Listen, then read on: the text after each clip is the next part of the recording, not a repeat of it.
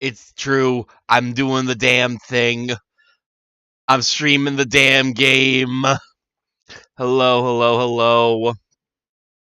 Welcome back to me having to fix this since I did set this to Attorney 3 earlier today. There we go, much better. Welcome back to the Great Ace Attorney Chronicles once again. I'm serious about trying to finish this before the end of the year! I probably should have re-reviewed the last episode, but whatever. Well, I'll take it as I go. I forgot about these clubs that exist here in Britain. As I understand it, they're places where well-to-do gentlemen socialize with friends and colleagues. Don't imagine for a second that foreign student like you would be admitted. Hold up. It says... I took that off before. We're winging it. We're winging it, baby. Also, thanks, Cosmo. Appreciate ya. Seriously, you see a mirror cracked or something? Do we know for sure that the contraband dealings were definitely happening at a club called the Groose? Yes, I did make it to this. What is this?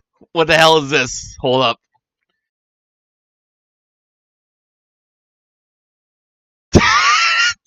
Did you not me?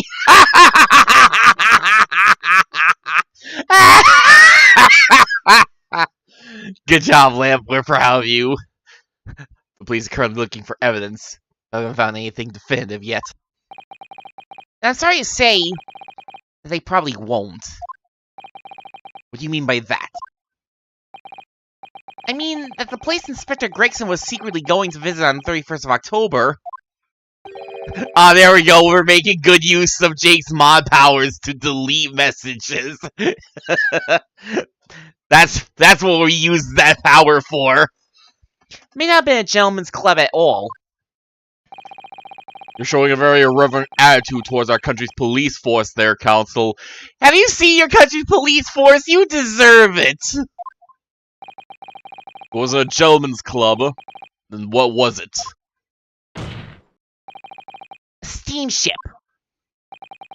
You think it's a ship? Oh, this getting the steamships back in. Oh, this is gonna feel a little too familiar, isn't it? I have evidence to prove it here. Let me see that. This dark-suited young man is not the least bit untrustworthy. Oh, right. The other side, my lord. Not the message. The ticket side. I can't believe that, like, we got that in the previous case and that doesn't come up until, like, just now in case 5. It's so weird to me that we, like, broke it up one case into 2 parts. Like, they do something similar in Dual Destinies, but, like, it's just so weird that it's just, like, back-to-back like this. Because I think in Dual Destinies, like, they kind of, like... Because in Dual Destinies, they kind of broke it up a bit more. Well, I say... They, like, had you go through a couple flashback cases first to get, like, context on how we got to, because that was case 1. And now here it's like, oh yeah, we're just gonna cut up the, trial into 2 parts. That is not how they would have done things in Old Ace Attorney. Be more specific next time. This would appear to be a ticket for passage upon a steamship, yes. The SS Groose. Objection! No, what are you objecting to? This Groose is loose! So there's a steamship named the Groose that happens to share a name with the club. I'm afraid to say, there's a flaw in your logic there. How? Look at the ticket. Notice the day of arrival in port. The ship arrived at the port of Dover on the 1st of November. Ah!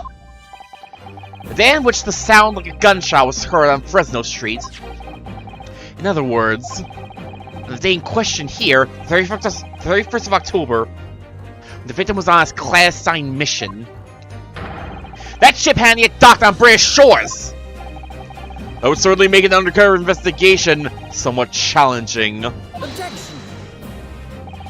The fact that the steamship hadn't yet reached Britain substantiates the defense's assertion that the victim was investigating the SS Groose on the day in question. To show you evidence for that assertion, didn't you know Gregson's a pirate? He can just board the ship, right? He's always eating fish! It makes sense, right? Very well. Oh, I forgot about the unicorn head gavel! It's so dumb, but it rules. In that case, Counsel for Defense, present your evidence to the court now. And this substantiates your claim the victim was investigating the SS Groose on the 31st of October. Give me a minute to try to remember everything I learned for the last, like, 2 or 3 weeks.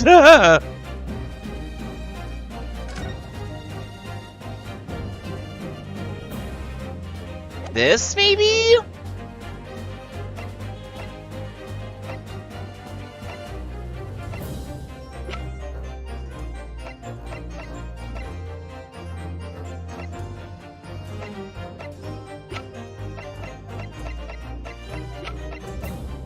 Please tell me it's the passport! Take that! Okay, good. What's this? A passport for travel issued to the victim.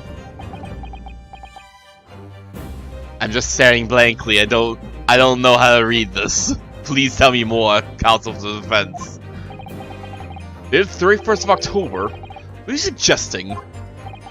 I'm suggesting that just one day before the inspector's spy was discovered, there's a distinct possibility he wasn't even in the country! Oh, that's what that means! Oh, shit! Order! Order! This document is for passage to France. It does appear to have been officially authorized. The day before the SS Groose arrived in Dover, down to the northern coast of France for a night. According to my father, who was on board, at the port of Dunkirk. Dunkirk, France. What could possibly have taken the victim there? I mean, he was getting transferred, but... I'm impressed, Ryunosuke Naruhodo. I certainly didn't expect you to get your hands on that passport. What? You mean you knew about this? Why the shocked expression before then? Look, that's just how prosecutors are, Ryunosuke. Sure, you've been mostly dealing with that stone-faced Reaper. I'm here to bring drama to the courtroom, Ryunosuke. The prosecution's strategy for this trial has been laid down by the Court Prosecution Office. On the day before the incident, the victim was investigating contraband dealings at a London club. That's the outcome of Scotland Yard's investigations, and the line of prosecution has been asked to follow. But personally, I don't agree. I think the prosecutor's office is trying to hide something. What? Corruption? In the justice system? They ain't so! Now you've explicitly disproven that assertion, I intend to reveal what I believe that something to be. Were you playing at Prosecutor Sogi? The courtroom is a forum for the truth, my lord. Which is why it's my duty to present all the facts, without exception. Let me guess. This was your intention from the outset, wasn't it? The reason Inspector Gregson secretly made his way to the steamship docked in France on the day in question.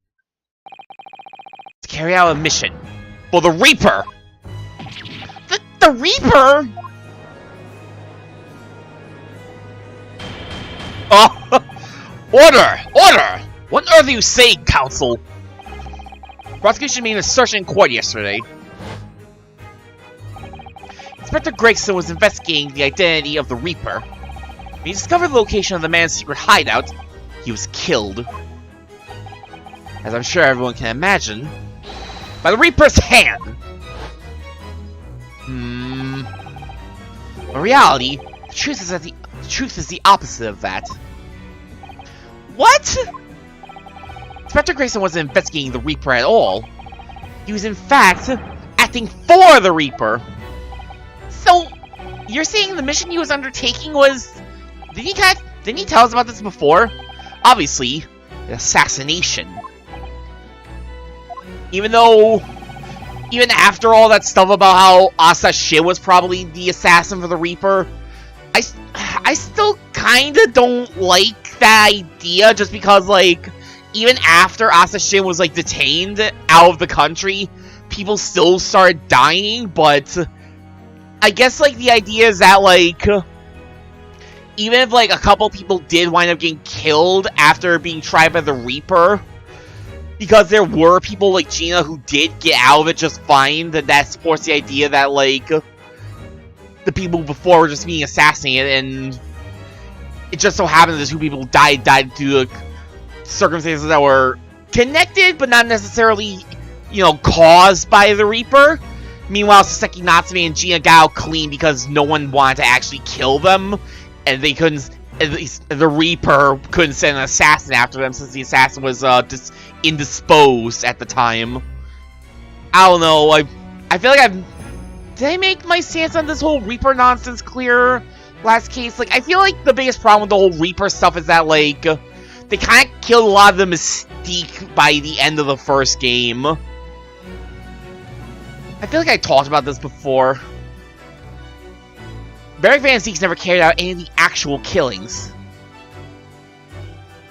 Controller.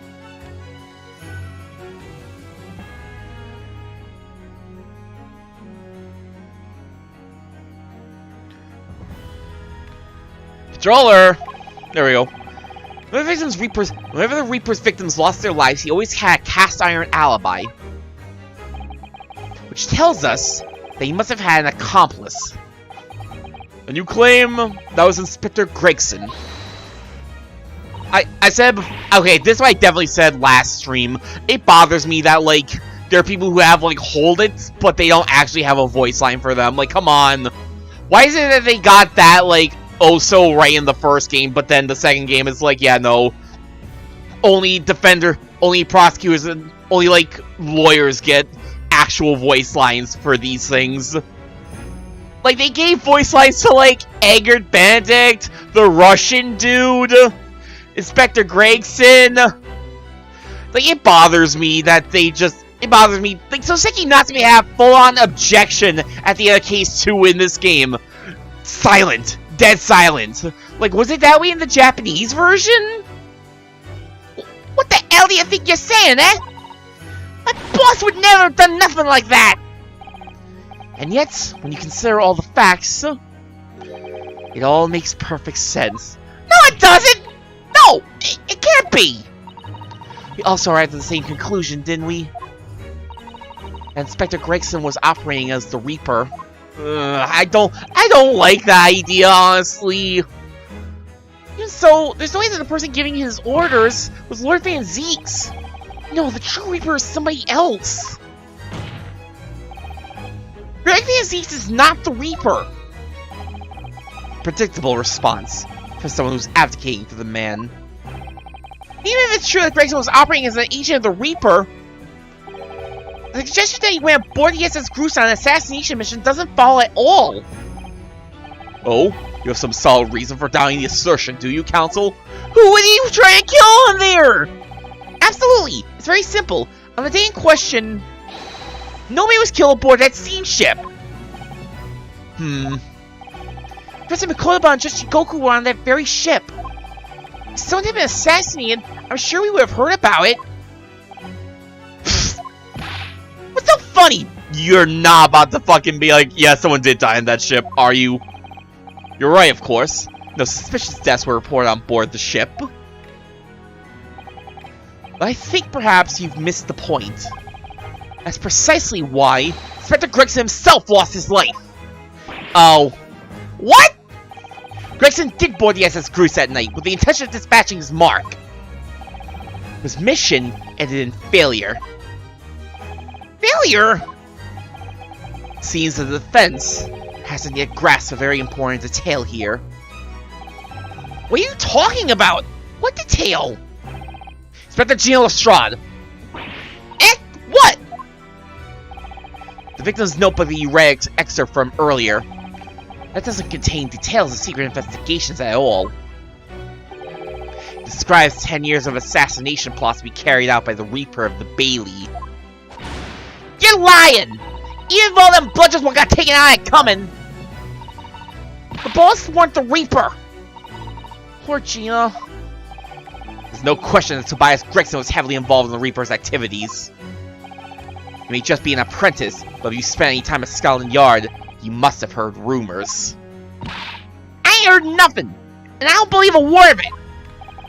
Then testify again, as a representative of Scotland Yard. Consider it your chance to defend your boss. I don't... Seriously, guys, I want to hear an explanation for why the Reaper, the Bailey, wouldn't, you know, knock off Gina, especially if she's directly working under one of the accomplices or assassins or whatever you're gonna say Gregson is to them. I concur. The witness will give a new formal testimony. It's been like an entire year! Mr. Straw, you will tell the court everything you know about Inspector Gregson's secret notebook.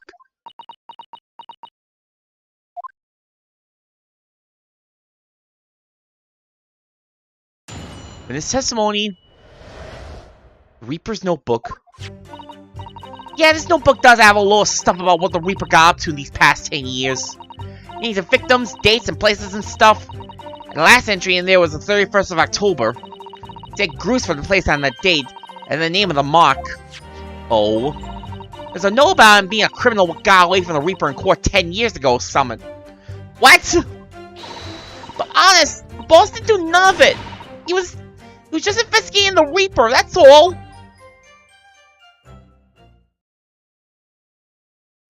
Name! Idea! Name, Gina! Your personal opinion of your testimony, witness. We require only established fact here. This must be so hard for her. Can't deny now, surely. Ryunosuke Naruhodo. What can't I deny? The notebook contained the name of the final mark and location where the assassination would take place. That's information the victim could only have known if he was working with the Reaper. Ah! So, who's to be this final mark? Go ahead, Inspector Lestrade. Read the name for the court. The name that's written alongside the entry that mentions the Gruce on the 31st of October. Eh? Oh, how do you read this then? It's still not our strong suit. That ain't the problem, alright, Otto? Why can all of you read his mind with this much accuracy? It's a funny name. In English, it's hard to read. Is it Asashin? So someone from overseas? Is it Asashin? Is it Mikodova? Is it Jigoku? Oh, let me have a bash at it. Seshiro. Is it Seshiro? Yeah, Seshiro. Jigoku, maybe? It is Jigoku. What? It can't be. Seshiro Jigoku? They did mention multiple times that Seshiro Jigoku did wind up, getting himself and Mikodaba put on trial for his, attempted defense of Genshin Asogi, so... But... No, yeah, that's right, Barry Fancies was prosecuting Genshin's case, wasn't he? But that's Judge Jigoku! Seshiro Jigoku. Certainly not an English name, you're right. That can't be right! I know Judge Jigoku! I saw him the day before yesterday! Here in London! So I know for a fact that the man hasn't been assassinated! That's the point, idiots! As I said, the Reaper failed. Oh! Gregson missed his chance to kill his mark and returned to British shores. The Reaper wouldn't tolerate the mistake, so he killed the inspector personally. The Reaper, of course, being the accused. Barrack Van Zeeks. It's an undeniably logical argument. Kazuma, planned for the trial to go this way all along, didn't you? Hold it! Yo!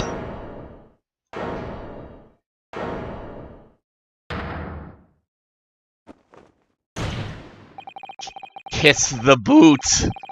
Pray forgive the discourtesy of filling my hollow chalice whilst I stand accused of murder. I need a drink after hearing all of this bullshit. Lord Van Zeeks! The accused has no right to speak uninvited in court. You will return to the dock. I say nothing of whether or not I'm the Reaper. That's the task of this court to decide. But there is one thing I can say unequivocally. Oh, that girl is no detective. Wow! Wow, Fanzeeks! Eh? What? No, that's right, I ain't. I'm an inspector. Cool. Being rumors heard around the yard, reading entries from a notebook of unconfirmed origin. That's not testimony. It's practically a script. No doubt the rest of the trial will go exactly as you've clearly planned. Oh? Could someone be trying to use Gina for setup? Your hatred of me is understandable. In your mind, I'm sure I am the Reaper who sent your father to the gallows all those years ago. You know, I've been thinking about that recently. I kind of thought about it afterwards. They make a big deal about how, like, Clint Van Zeeks was the last victim of the Professor case. But they make a big deal about how the Professor case, it seems to be that the Professor uses a hound, but as I kind of noticed last stream, Clint Van Zeeks seems to have died from a single stab wound to the heart. And he had other wounds that was indicative of a duel. I thought about it, but that seems to me more like he got into a fight with someone and got killed.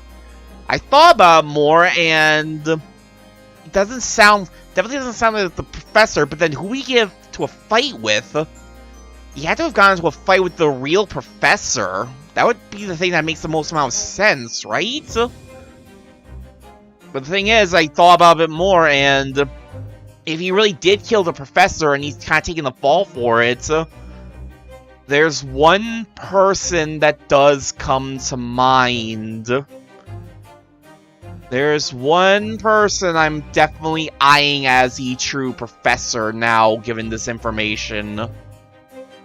And if that's right, I can see why Genshin might have decided that taking the fall, especially at the hands of Barrack Van Zeeks, was the way to go as some form of atonement.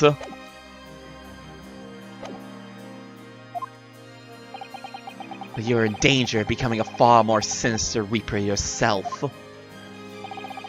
Attempting to have me condemned with this feeble excuse for testimony. What'd you say? Hold, this is our chance. My lord, the defense requests the defendant be allowed to speak. He may be privy to important information relating to the testimony just given by the witness. Oh! That judging stare! That look of, I just want to beat someone over the head with this thing right now. Very well, I'll make an exception and grant the request. Defendant may remain in the witness stand for the cross-examination. Allow me to toast for its impartiality. Don't raise your glass in my direction, sir. Counsel for the defense, begin the cross-examination immediately. Oh, the face slap. I feel like it's been a while since we've gotten a good one of those. At once, my lord!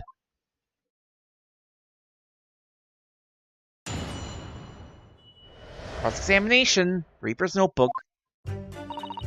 Yeah, his notebook does have a little stuff about what the Reaper got up to these past 10 years. In other words, it shows that Grayson was basically acting as the Reaper. Not you and all! That ain't the only explanation, is it? Could have been investigating the Reaper in secret, and the notebook said we found out!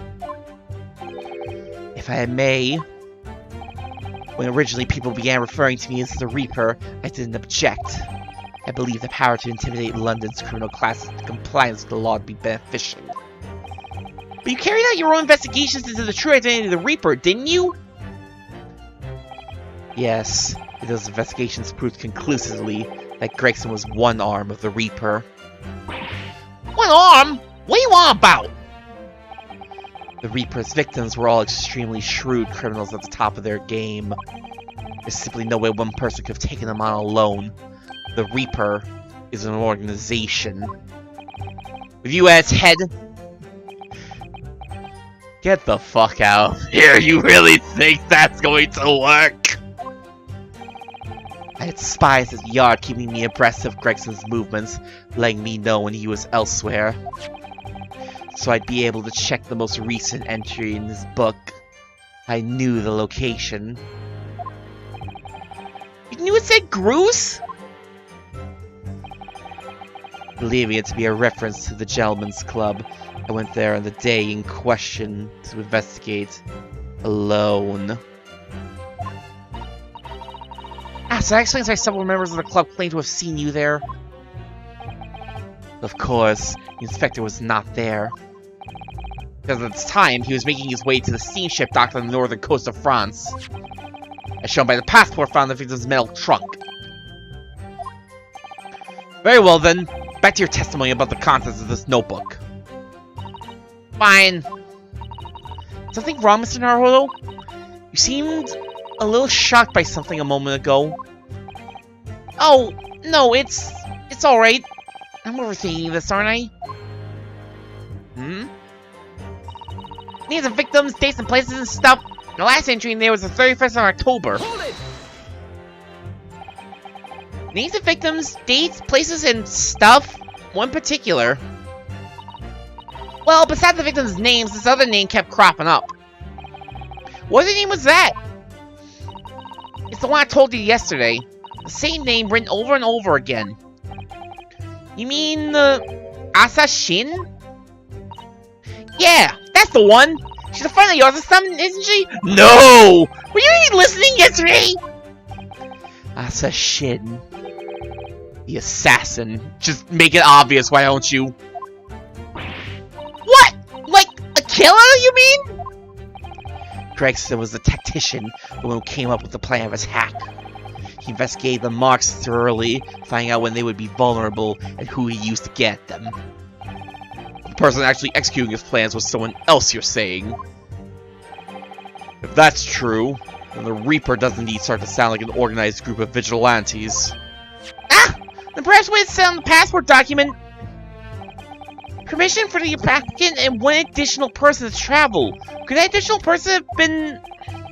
Clearly the assassin, who was meant to take Seshiro Jigoku's life. Guys! We know she's dead! No, God, you know what? No, you know what? You deserve to do a weak slap for that one. Gina, can you confirm that? It's about entries that listed Groose and Seshiro Jigoku? What day was written? Oh, well, that's the only entry that didn't have a name next to it as it happens. What? It just had like a question mark or something there, I think. In other words, Gregson himself didn't know the identity of the assassin in that case. Okay, we are actually getting on to this whole point of, yeah, she's dead. She's not getting over here. But Gregson was the one making the plans, was he not? Oh, how infuriating. A nameless assassin? That Groose for the place on that day and then the name of the mark. Hold it! And you're saying that the mark listed was Seshiro Jigoku? That's what it said! My name, if you ask me. I've been wondering if I should, like, poke Van Zeeks at some point during this. I thought your name was odd. And I thought your name was odd. So pleased to have lost my crown there. The Jigoku is the presiding judge of Japan's Supreme Court of Judicature. I remember the man. He came to our country as a visiting student 16 years ago. He said some horribly inflammatory things, so we deported them. Studying international law and diplomacy under your tutelage, Lord Strongheart. That bearded young fellow was a very able man, I must say. The Lord Strongheart was Judge Jigoku's mentor. If I'm not mistaken, he returned to Japan 10 years ago now. 10 years ago, after that fateful case. Precisely. The aftermath of the Professor case is repatriation? What the fuck? Repatriation?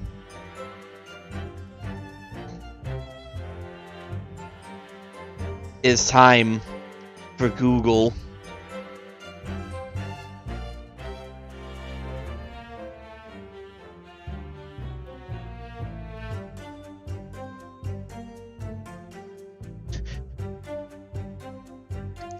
The return of someone to their own country. Very on the nose.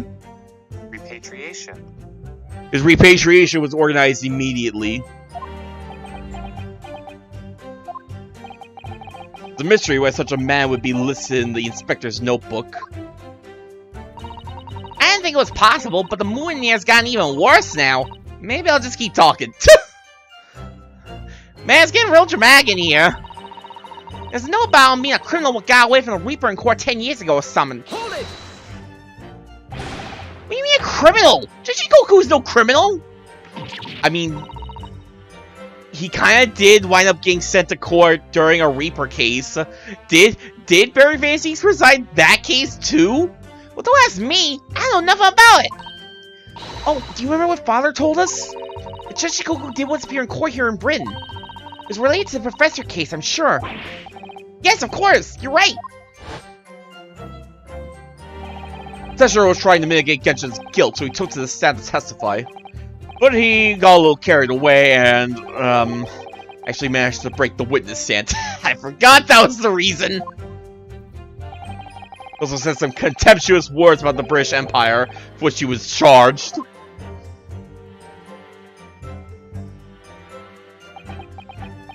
Oh, it was a pitiful situation, yes. I'd forgotten all about it. I prosecuted that trial too. God damn it! I prosecuted that trial too as it happens. So we're not going to say anything about... I mean, whatever. He got deported immediately, so... But then why didn't we ever bring that up as, like, a fucking, like... Hey, yeah, when people get deported, they don't get got by the Reaper. He was considered to be an adjunct to the Professor proceedings, you see. But he was acquitted after being told to make reparation for the damage caused to the stand. And there you have it. Have what? Surely the accused hasn't forgotten his own rule. That there's no saving anyone who faces the Reaper in court. Guilty or innocent alike. What? No! Are you suggesting that the reason Shishikoku was targeted for assassination? Yuinosuke! Come on, you're way too slow. The man was sent back to Japan immediately after that trial. The Reaper had no time to do his work. But then, 10 years later, the Moth returns to Britain once more. We really gonna be like, yeah, he was gonna get Reapered when he was gonna be like the first. Not even gonna be like, oh, they couldn't establish the Reaper nonsense that early on. Come on. Perhaps now you start to see just how vindictive the Reaper is. Come on, that's absurd! I'm glad Ryunosuke is calling it out. To take someone's life for that? Isn't the whole premise of the Reaper absurd, killing those who have been found innocent? Clearly the rules by which the man operates are beyond a sane person's comprehension. I mean, he's kinda right, but...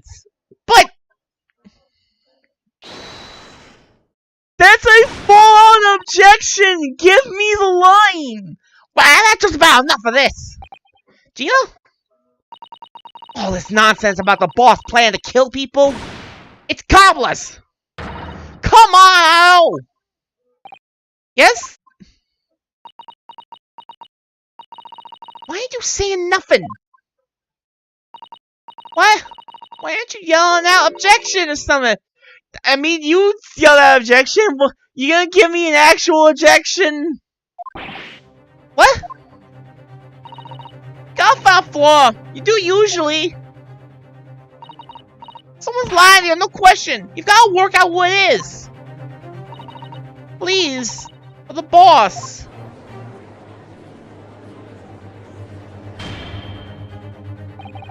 That outburst was an insult to the court and to your own testimony. I might have known that a common pickpocket from the back slums couldn't make a detective. Ouch. Damn. When this trial is over, you will forfeit your warrant card, Miss Lestrade. Oh, what an asshole. Is that clear? I've had with a lot of you. Lies have a fleeting place to look in the world, isn't it? Well, I've had enough! Gina. So have I. After I had a little speech to Gina, I've made up my mind. See what, Mr. Naruhodo? There was one point in this cross-examination. Something that was said just didn't sit right with me. One statement that seemed odd. Oh, do you mean... I'm not going to let Gina's plea for help fall on deaf ears. Come on, help! You got that flaw somewhere! Hold it! I want to thank you, Gina. You helped me find my resolve. The resolve of Ryunosuke and Naruhodo, you might say? Eh? What do you mean? Amongst everything we've heard during this cross-examination, there's one thing that defies explanation. One inconsistency. What? An inconsistency? Really, Otto? I don't quite know what it means yet, but... Yes, there's an inconsistency in something that was said by... Wait, what? Whoa, whoa, whoa, whoa, whoa, whoa, whoa, whoa, whoa! Whoa, whoa, whoa! I wasn't expecting this! Hold up!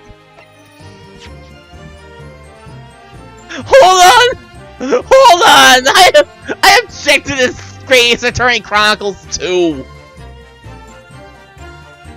I was not prepared for this! Don't throw in!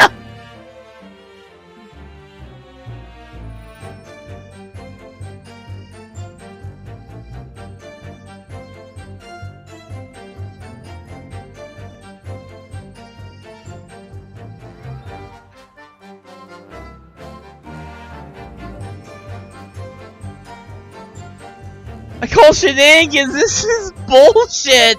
I wasn't prepared for this. I wasn't setting out to do this. I didn't consent to, like, risking a penalty.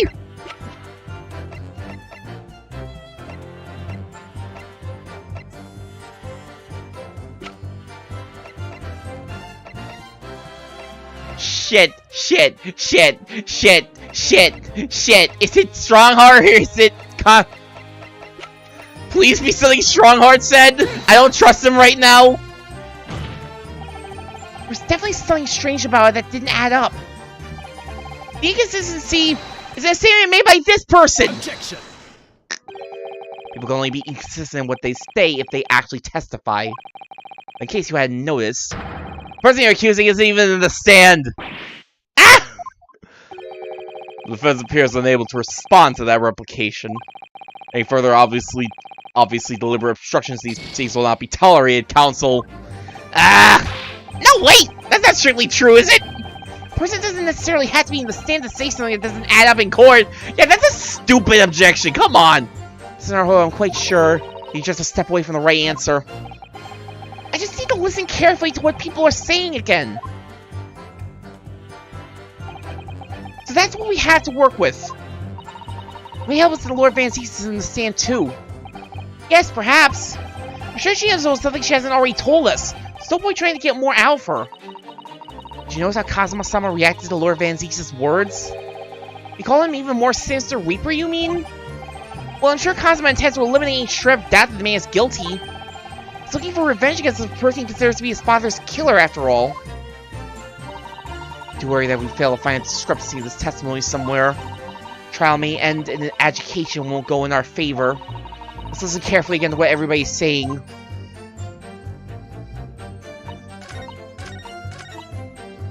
Hold it!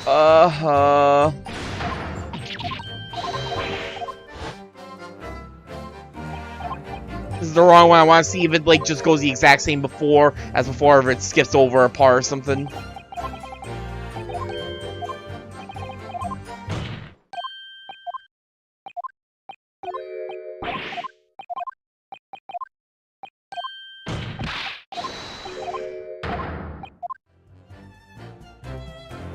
Okay, yeah, it just completely skips over everything that that Strongheart said.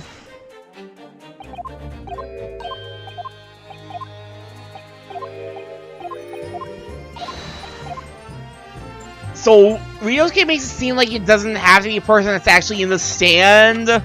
So my only other real option I'm gonna say is Kazuma. Are you Kazuma Asogi? Me? This is some attempt at filibustering counsel. Filibustering an Ace Attorney? Get out of here! You know that's not a real thing in Ace Attorney Strongheart. Roscoe Asogi has given no testimony. Are you suggesting I said that was inconsistent? About the rule? You let something slip, but you shouldn't have. When I present the relevant piece of evidence, I imagine you'll realize what you've done. Very well then, counsel. Go ahead. What evidence reveals this alleged inconsistency is something Prosecutor Asogi has said? You think I fucking know?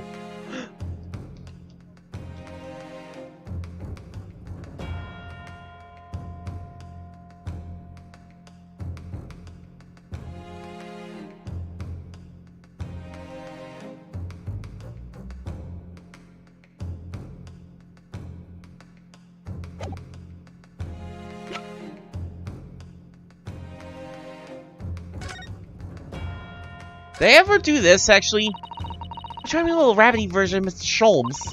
You suppose this is how Iris sees him? Are you alright, Mr. Naruhodo? Your eyes are very boring to the poor doll's ears. Oh, sorry, I was just wondering. What do you suppose would happen if I were to tug its ears with all my might right now? I'm sure I will find out when the time is right. To become a proper gentleman, you really must learn stoic patience. I wanna know! Damn it, we don't get to find out!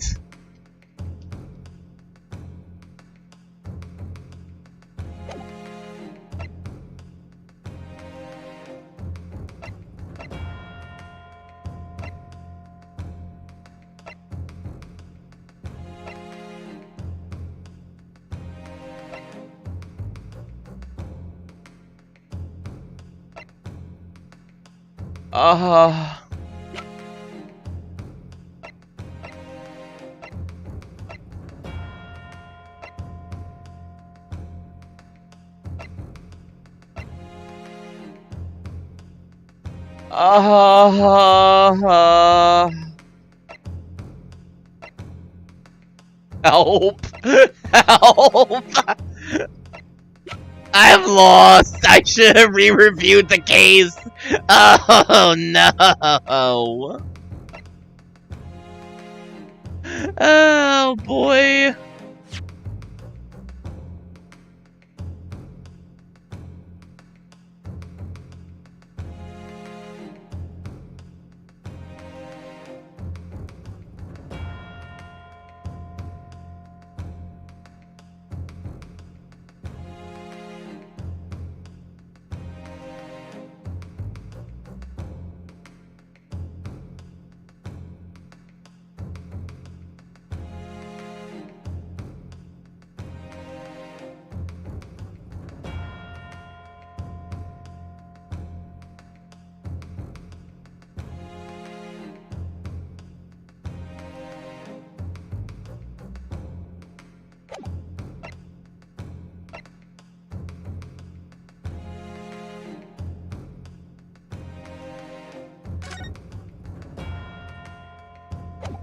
Shit, what do they want me to show?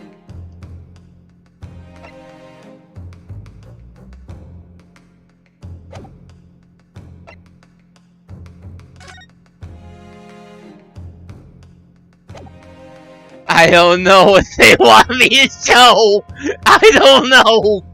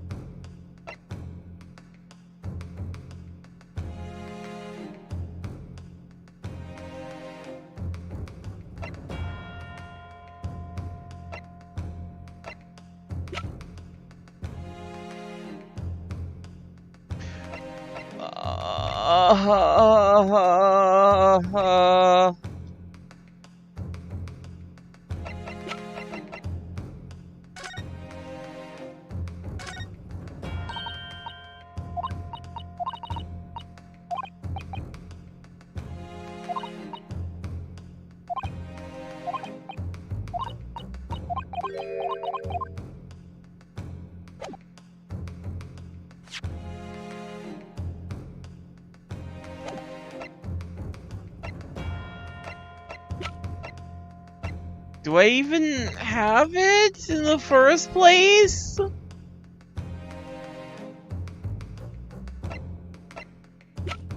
I'm not even 100% sure if it's the stuff about the Reaper that...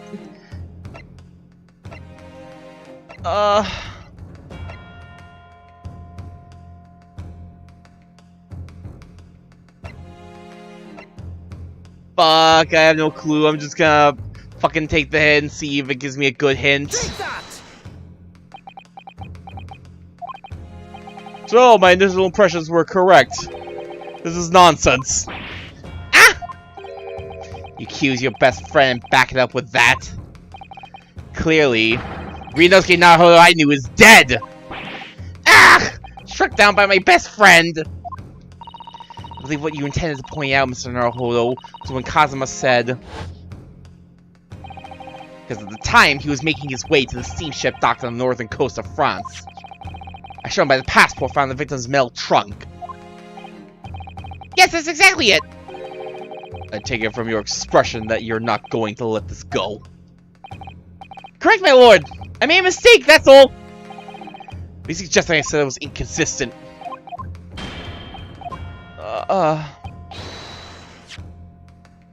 Wait.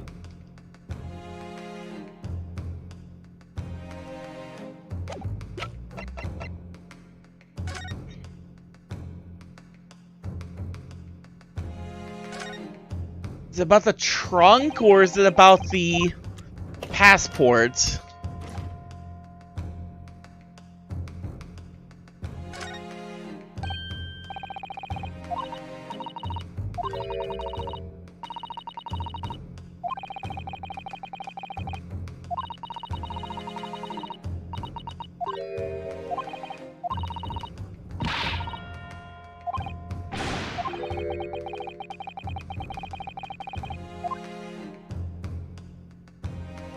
Day before his body was discovered.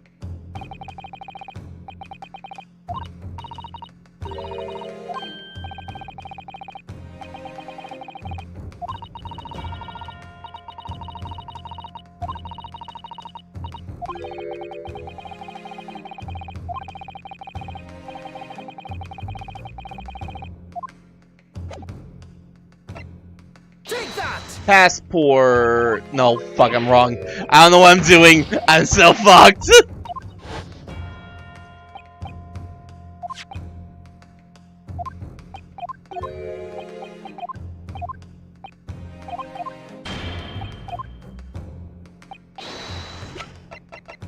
Take that! It was the trunk. Fuck, god damn it. Yeah, no. I'm so fucked. I have no clue what I was doing there.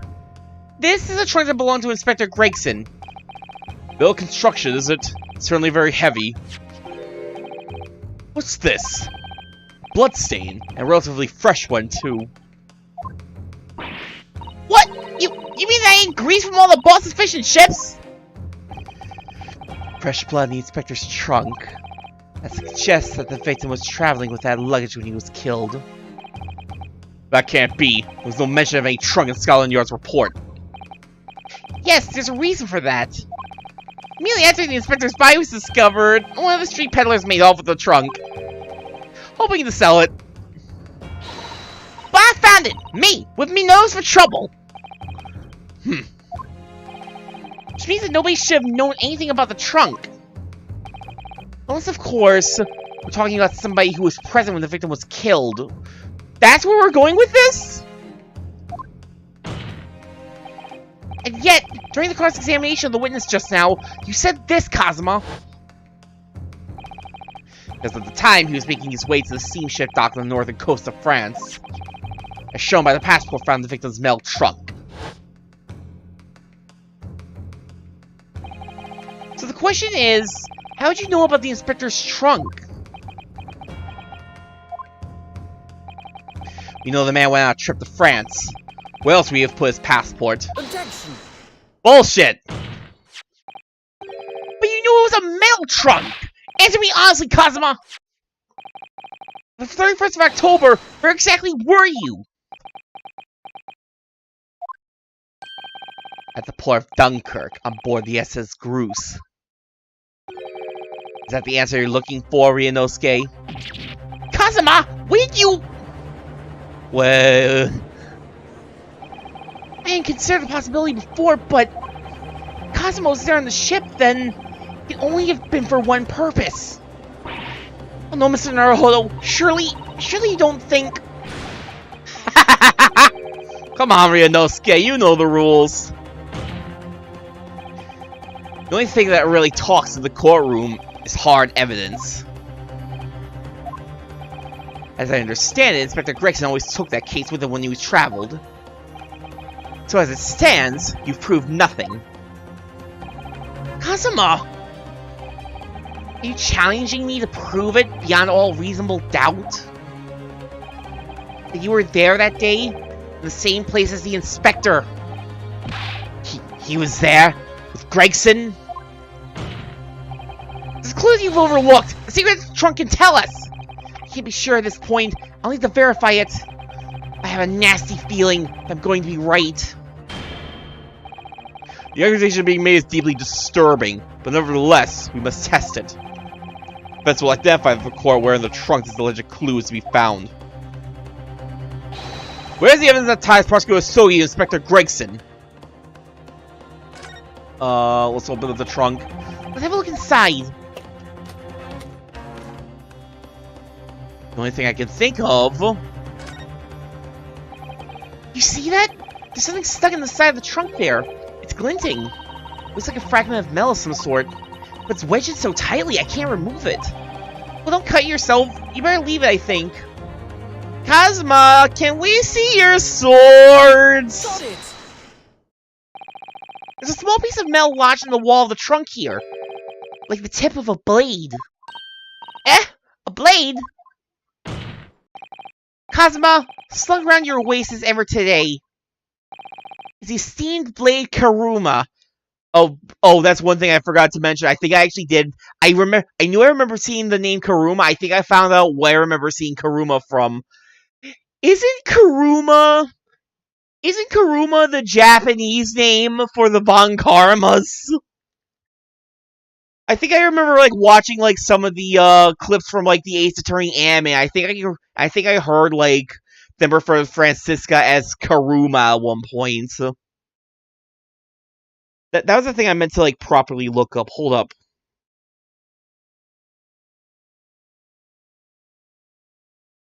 Now we're back on that. I'm curious again. Yeah, Francisca von Karma. Japanese name Mei Karuma. That's something that I think got a little lost in translation. Because I know, like, I think it was mentioned by Kazuma that like someone actually wound up taking the name of the blade, like one of Genshin's like disciples or friends or something wound up taking the name of the blade for their own surname.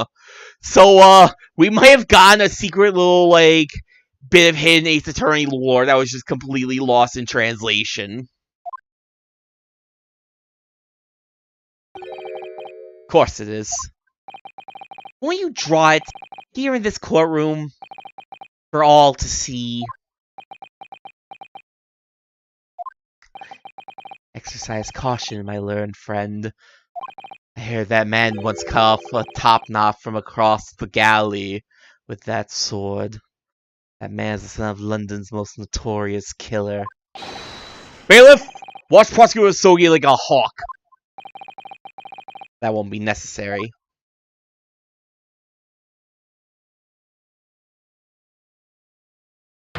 That doesn't look right.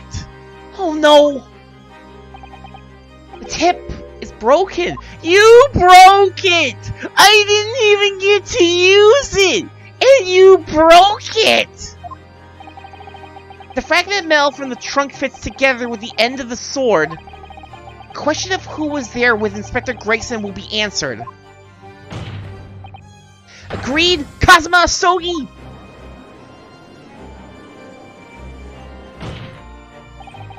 Expertly done, Ryunosuke.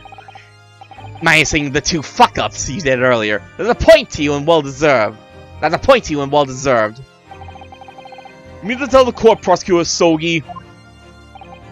Yes, on the 31st of October, I accompanied Inspector Gregson to Dunkirk in order to carry out a mission. So the additional person authorized to travel was me. And the mission was the assassination of the Moth. What? What? Kazuma? You mean you're the killer whose name was omitted from this notebook? You were following the Reaper's orders to dispatch Shigoku? Let me make one thing perfectly clear. I've killed no one. Yeah, but you're also arguing the fact that you killed no one is part of the fucking problem! Explain. I accepted the assassination mission, yes. And I accompanied Gregson to Dunkirk. I was going to kill a man for this man! But I never had any intention of carrying out the plan. You were never going to do it? Oh, I believe Kazuma-sama, I'm sure. After all, Judge Goku arrived safely in London the following day. On the 31st, I boarded a train from London with Inspector Gregson. We traveled to Dover, from where we crossed the channel to Dunkirk. Then we boarded the SS Cruise and made for the cabin deck, as indicated in the plan. Was it Judge Goku's cabin? Exactly. He wasn't there, though. We decided to wait, but... We've already told us you had no intention of going through with it anyway! I didn't come to Great Britain to take anyone's life. X to doubt! Joseph Gregson disembarked the ship. I spent that night at a boarding house in the town and returned to England the following morning. A boarding house? In Dunkirk? My signature will be in the register book. It'll be simple enough to verify. Then, what became of Jigoku? He's fine! Gregson was no assassin, so Mark was spared. I'm sure it's easy enough to imagine what happened after that.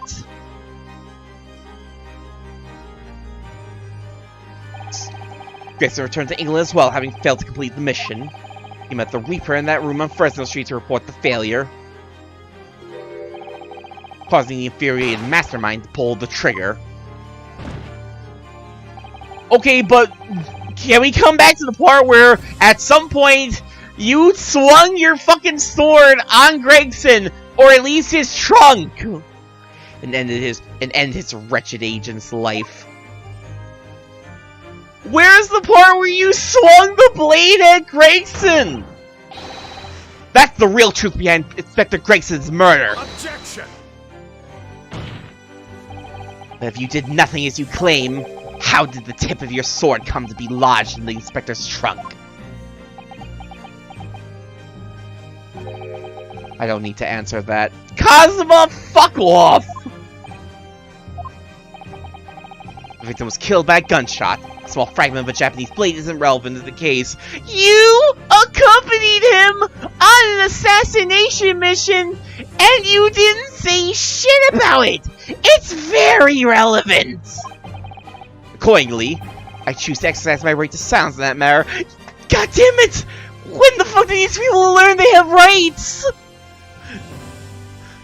Who the fucking Ace Attorney is like, I plead the fifth? Who the fuck says that an Ace Attorney?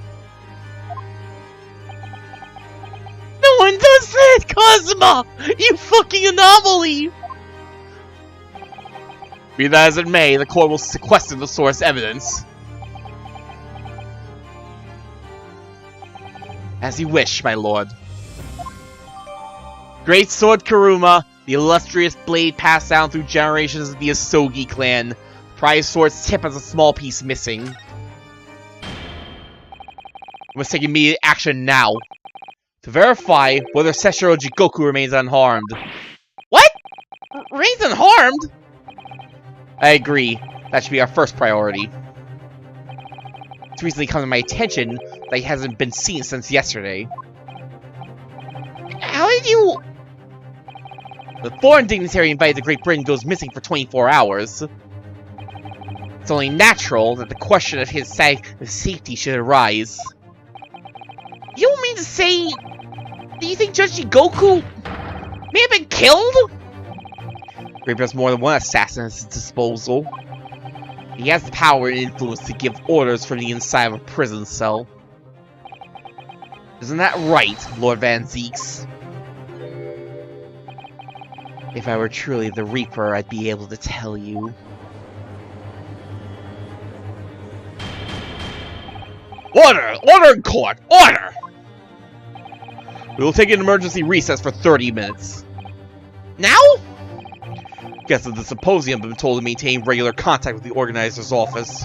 If the man can't be located within half an hour, we will have to assume the worst. Oh no, not just Jigoku! No one will want to kill a harmless Japanese man who'd only just arrived in the country. Except that is... for the Reaper wanting to finish off a mark that slipped through the net 10 years ago. I would have to agree. No one in this country is racist against the Japanese. No one would ever try to kill a Japanese man. Naruhodo, for the defense's sake. My lord? I sincerely hope we are successful. If we're unable to confirm Mr. Jigoku's healthy existence in the next 30 minutes, you will face grave difficulties. Ah! Course adjourned for 30 minutes.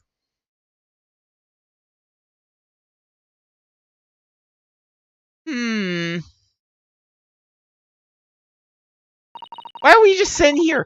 Kazuma-sama, the Reaper's assassin. Feels I'm in a nightmare. I don't really believe it either. But on the other hand, Kazuma is in the habit of making up stories. I have such a terrible sense of foreboding. Something awful has happened to Judge Jigoku. Why did Kazuma get involved in trying to kill a man, though?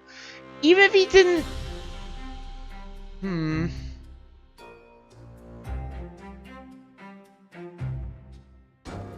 Order from the top?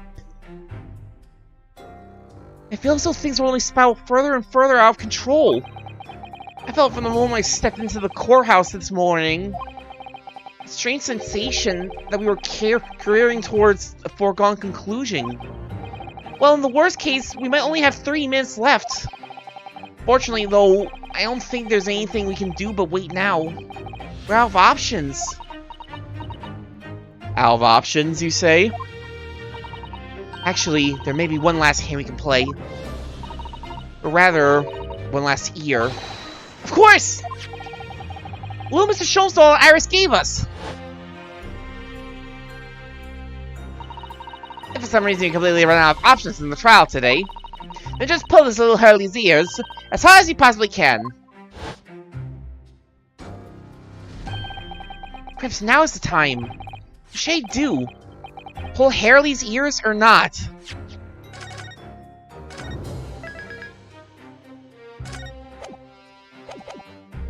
Nah.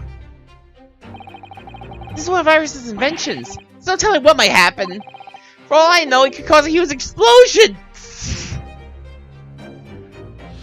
Explosion in the courthouse! That might bring on a dark age of the law! I'm not sure you should be thinking like that, Mr. Naruhodo. Compared to the trial ending immediately after this recess, a huge explosion might be preferable! You know, maybe we should do a little bombing in the courthouse, Mr. Ryunosuke, Mr. Naruhodo! I'm not sure you should be thinking like that, Miss Usato. I suppose you're right. If there was ever a time for taking a risk, it's now. Fuck it! Fuck it! Let's just blow the place sky high! We'll just leave the law! The dark age of the law! It's a happening! Here goes then! I'm going to do it! Good luck, Mr. Naruhodo! Good luck making fantastic fireworks! No looking back. Heave! Ah! What? That scream sounded like Mr. Sholmes! Mr. Sholmes? Where are you? Here, my dear fellow, here! Why? It's the felt doll talking! Earlier they turned you into a hare! Oh my god! What did that mad scientist do? Pull the ears again, Mr. Naruhodo, as hard as you can. Alright then, I'll pull all my strings and they turned him into a marketable plushie! Ah! What? Please, my dear fellows, you don't need to pull my ear off! Not a marketable rabbit plushie. How the fuck does this work? Mr. Sholmes, where are you? Myself and my trusty partner. Are presently in the first class cabin area of the SS Groose. The SS Groose? She left over last night after the final pieces of cargo were loaded. We're currently docked at Dunkirk, but due to be underway again in half an hour. Plushie taps into the morphogenetic fields! Oh no! That's a different take. Zero escape, but every time someone taps into the morphogenetic field, a plushie just starts pulling on people's I mean, there kinda was an AI plushie in one of the games, in a certain sense.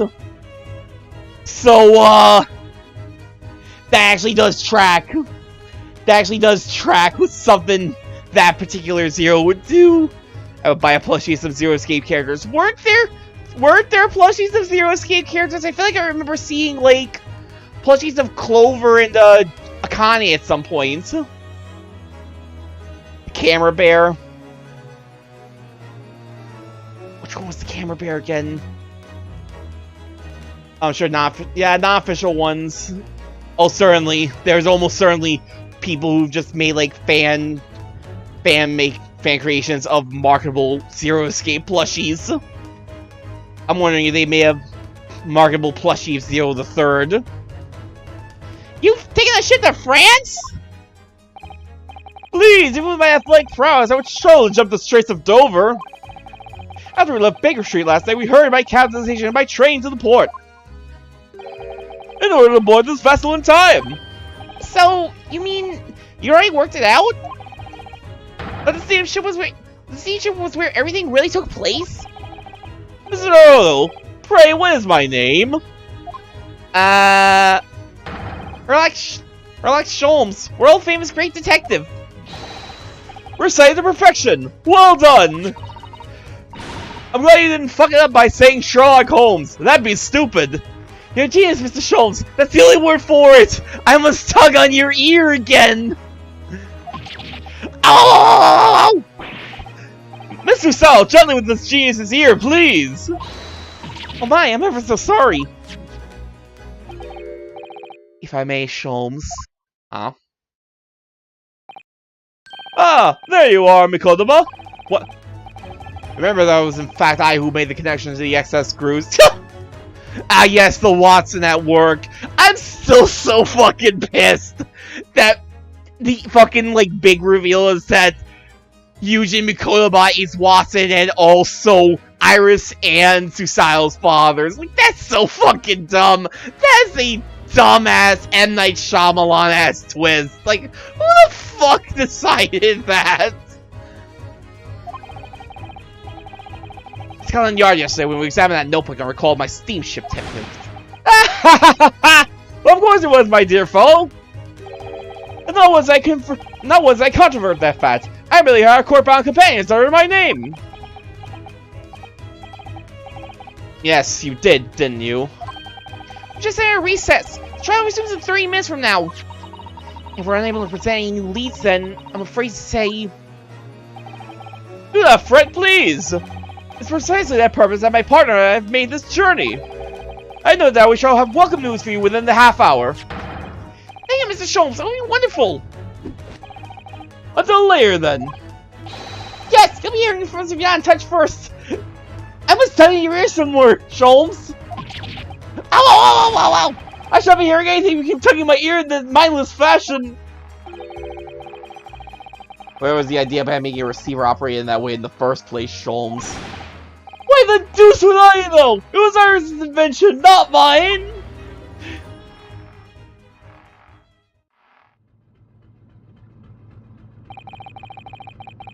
Whilst I know how much you enjoy being the hero of the hour, Sholmes, you'll have half that now before the Goose puts to sea again. If we'll conclude our investigations rapidly, we shall find ourselves in Naples before long. There are times, Mikotoba, when you make a surprising amount of sense. So, let us begin! Come, dear Wilson! First class cabin number 2. Yes, this is the one. I don't believe in investigation, the cabin is going to be plain sailing. Crewman standing in front of the door is an angry-looking fellow. Are we doing... We are totally in Yuji Mikotoba's point of view right now, huh? That's different. Why are you loitering here? Who are you? My dear fellow, do you not recognize a world-famous great detective when you see one? The question really ought to be, who are you? What the like, why is his name on his arm? Do not recognize world-traveling great senator Chicken Strong Enough when you see Chicken Strong Enough. I don't remember Chicken Stroganoff. I call shenanigans. Chicken. B for chicken. B for chicken. Great detective. Ha! I don't think so.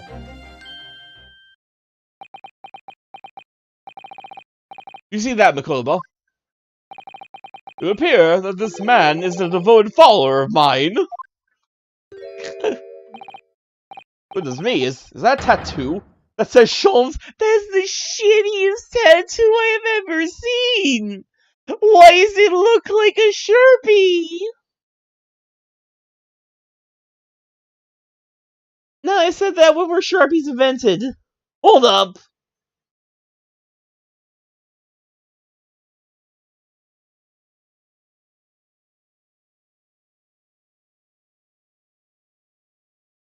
"1964, it's way too early for there to be Sharpies! How'd you write that down?" I must say, while such adoration is flattering, naturally, it does leave me a little cold. What are you talking about? Leave! Now! How distressing! My loyal devotee knows me only by name and not by appearance! And I already know a great deal about you, sir! You have a brother, I believe. Like yourself, he's a shipman. Currently traveling the world aboard a rushing steamship, in fact. I love the eyes right now.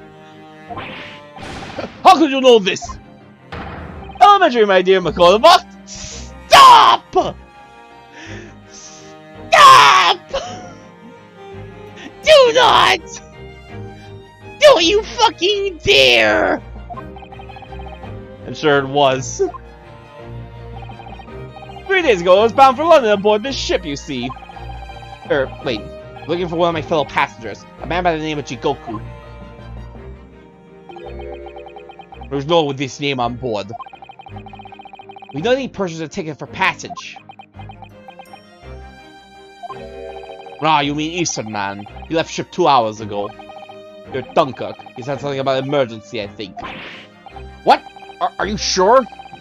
The Central's realized that we're after him, has he? This cabin is the one behind you. Would you like to investigate, please? No! I have orders not to let even a mouse inside! How about a speckled band? Well, be a good man and draw the sailor's attention away, would you? I must do suspicious shit! Make us some excuse that they leave the area! Doesn't Great Detective see that even sailors have ears, both left and right?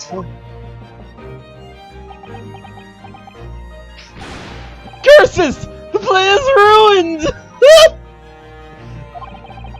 You have only yourself to blame, I'm afraid, Sholmes. Forget it! Cabin door is locked. Even if I'm not here, you can't get inside! Golubba, I'm sure you haven't forgotten my special talent, have you? Opening any lock. Within a mere 5 seconds! Will you be so kind as to afford me the requisite time, old friend, in your typically accommodating manner? How could I refuse such a typically unappealing request, old friend? When you distract that burly sailor for 5 seconds, do I? Good man! So, the game is afoot! Oh, this is different. Oh, this is different.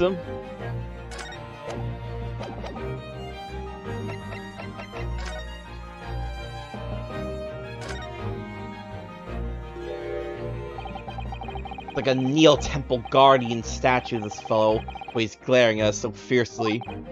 Tell me, why are you standing guard here if the cabin is unoccupied? Because this area is only for first-class passengers. We must look out for suspicious criminals. He was looking straight at me when he said that. Racist. My dear fellow, as you can plainly see, we are quite as suspicious as criminals go! Still criminals. No, for goodness sake, Sholmes, tell the man! Neither suspicious nor criminals. Why can't you just be like I'm Herlock Sholmes, damn it! Ah yes, quite right, Mikolova. Curses! This seaman is far too able for his own good! Be sure to be careful what you say! One of us ought to be yes. Yo, can I interest you in a mousetrap? Would you like to meet my friend Belle? Can you show me to my friend Belle? Must be a mousetrap, I think. Or, wait, what am I doing? That's Renosuke's voice. Supposed to be a mousetrap, I think. Perhaps I could distract the crewman's attention with this somehow.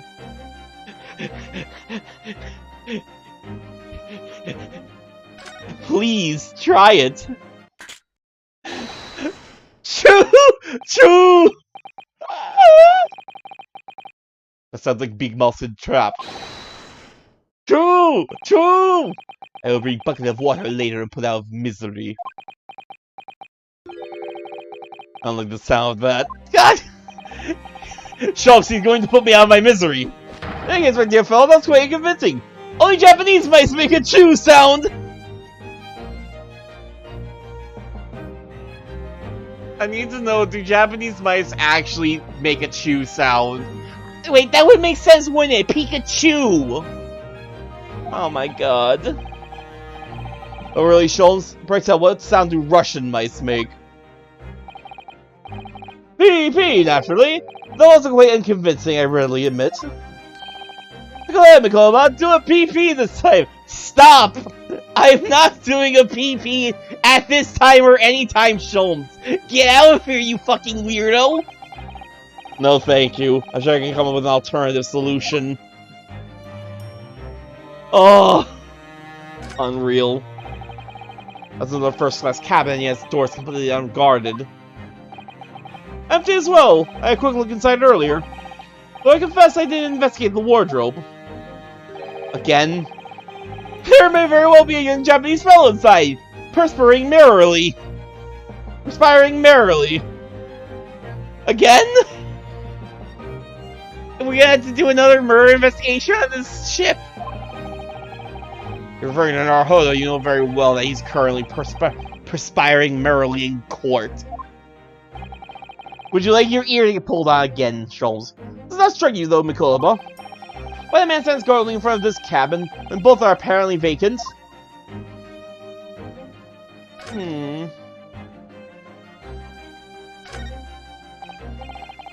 Switch to the electrical lights. As if I were to turn off the lights, the crewmen wouldn't be able to see what we were doing.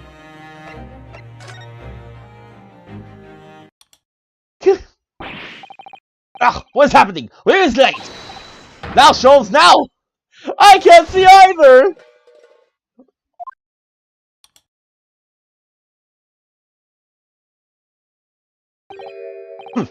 Nobody there. That was a close shave. Where did you have stumbling so violently in an apparently empty corridor? You'll be quiet, Sholmes. I shall have to think of another approach. Brilliant. Flawless plan. Now I see why Makotoba is the Watson of the two. I'm sorry, the Wilson of the two. I was speaking to for members of the crew to communicate with one another around the ship. I could just persuade our stocky sailor friend that he needed to use it. Jones could unlock the door whilst he was distracted. Question is, how?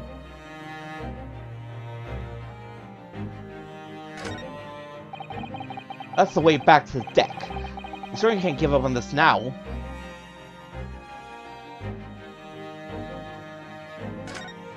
Well, I think there's only one thing I haven't done yet. It would appear to be an alarm bell. Oh, hell would break loose if that thing were to ring. The whole crew would know about it. Let's do it! Here goes then. Pardon me in advance. The alarm bell is ringing! You, what are you doing? We got to see it, it'll be a very bad problem. Going on out there? See what's strong enough! Report at once! Sorry, sir. Nothing to report. It was just stupid click. No, not by me. By Wolf Ferris. No, as I told you. Now, Sholmes, now! Done! Not even 5 seconds. Not even 5 seconds, eh? Well, up there, they're gawping at my brilliance, Makotoba. In we go! Oh, yes.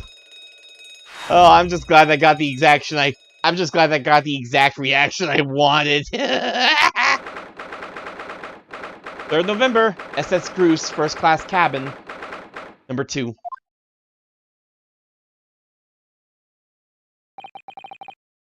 Gracious.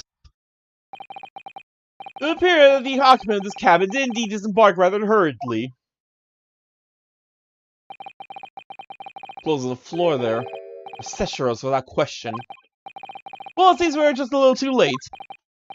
Yes, by about 2 hours. No, whilst we're here, we should investigate thoroughly. There very well be 2 hours worth of clues to find in here. That burly crewman may return at any moment, Sholmes. Indeed he may! Which makes this all the more thrilling! Oh, there's a lot of scene here already. But first, we gotta check the wardrobe at least. When the report was given, Naruhodo was concealing himself in Asogi's wardrobe. Indeed he was!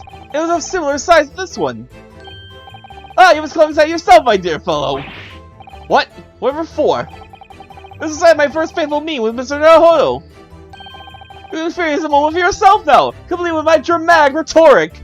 Are we gonna have to wear handcuffs for the rest of this segment? Come on now, and you go! This will only take a moment! Really, so you can just tell me what you said. I don't want to. Well, I heard some brilliant remark over the wardrobe to reveal the stowaway murderer. I think I'll just read about it in The Adventures of Herlock Sholmes. Please tell me Iris got down the part where he kept saying Ryunosuke was Russian. A ruthless Russian revolutionary. Speaking tube here, look. Has been stoppered with some cloth. The voices of the crewmen on the bridge are an annoyance, I suppose. Or indeed, so that the voices in this cabin aren't heard elsewhere. Something have happened in here that was for no one else's ears, do you think? Either that, or it could be for a mistake from airing. That's really become a favorite case of yours, hasn't it? I do so love the adventures of the Speckled Band! These are the rules of passage. Passengers must not keep weapons or other dangerous objects in their cabins. Pets are also strictly forbidden. Additionally, there are severe punishments for stowing away in wardrobes and/or traveling cases! Good, I'm glad they add that. I'm glad they add that very important addition. I feel the rules have increased since I last read them. Probably just my imagination. What about the fact that they're not straight on the wall? Doesn't that strike you? You may be right. Probably just your imagination, though. A trifle. You know what I was saying, McCullough? There's nothing important about trifles. Probably just my imagination, but I think that might be slightly off. You're all about trifles. Come on. I need a glass of water. I'm gonna drink Seshiro's water. Quite the exquisite glass, I must say. See here how it's... Is something wrong, Sholmes? Suddenly trailed off. Ice Mikolo about ice! What opulence the first class passengers enjoy? Chilled drinks! Pardon? Could be that the steamship is equipped with an electrically refrigerated cold room, do you think? Well, this is a luxury liner after all. They have enormous refrigerators for storing all sorts of lavish produce as well as ice. On our voyage from Japan, we enjoy culinary delights from all over the world. Suddenly, Mukulodaba. The sight of you is making my mouth water. Sholmes, what the fuck? Sholmes, what the fuck? I haven't taken on the flavor of the food I ate, you know. My rent is far past due, and I am starving, Mikodama. This is the only way. This is a waste paper basket. Look, there's still rubbish inside. Indeed? Then let us pry. I've discovered recently I have a penchant for exploiting the contents of others' waste paper baskets. I'm very good at digging through trash. I sincerely hope only for your work.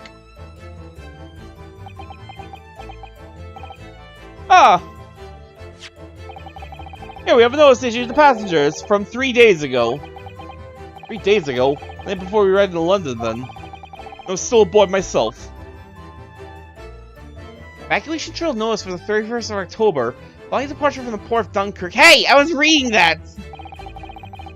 Oh yes, there's an evacuation drill. I remember now. For safety and security, all first-class passengers were constantly under the watchful eye of the crew. It was a welcome relief to have some privacy for once.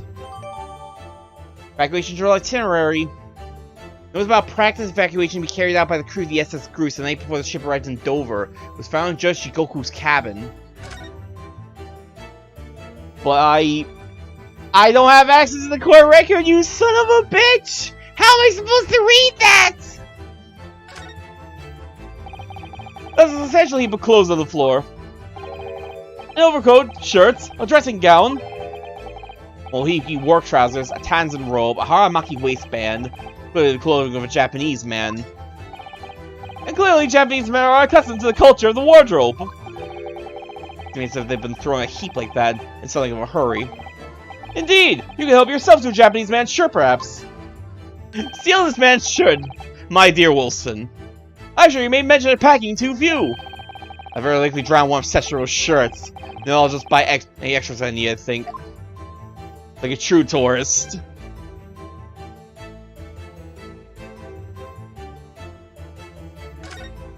What's inside the box? That's a very sizable trunk indeed. Sesshiro was partial to all things large. A rather clumsy fellow if he failed to notice he'd left that behind. Perhaps he left it on purpose. Later than you might think, but still a hindrance to a speedy escape. Pity. Pity! It's locked so we can't look inside! Really 5 seconds from now the situation would be quite different, though. Sadly not. It's a 7-digit combination lock. I'm not in a morose enough mood to work through all the combinations at present. Gotta find the code? Wall's a slightly different color just here, you see? Indeed! We have observed arises from a frame that has been hanging for some time removed. Perhaps your friend is an art thief. Ah yes, Judge Shigoku, appreciate fine arts. Clearly masked in masking training. That is a bold deduction worthy of a great detective, I'm sure. He may very well be an elusive thief who has been plaguing Francis' galleries of late. I think perhaps we should focus our attentions elsewhere, Sholmes, don't you? Outline on the wall. I feel as though I might have spotted something of a similar shape and size elsewhere. Nah. Oh, shit. You are still here? Ah, able seaman strong enough. Hello. I was beginning to think that you never materialize. You are waiting for me? Of course! I was expecting you to burst in with a hearty rush of profanity far sooner! I was in trouble with Captain because of clerk you played before! Poor innocent chicken.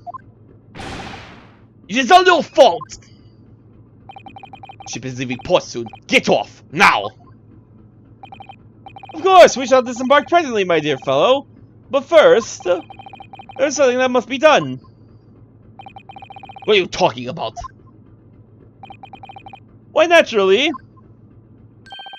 the debunking you just seen the bearing of the truth. Kakoi! I'm afraid I see through your lies. For one thing, Shikoku has not left this vessel at all. Ah! For another, my dear seaman strong enough. You know exactly where the man is, even as we speak, don't you? Oh, how can you? Gracious Sholmes, you mean you've worked it out? All of it? It's really been too long, hasn't it, old friend? 10 years, no less. So, would you care to join me for a dance of my inimitable logic and reasoning? Yo! Nothing would please me more. What is this? We have a minute until the vessel puts to sea. No games now. Time is of the essence.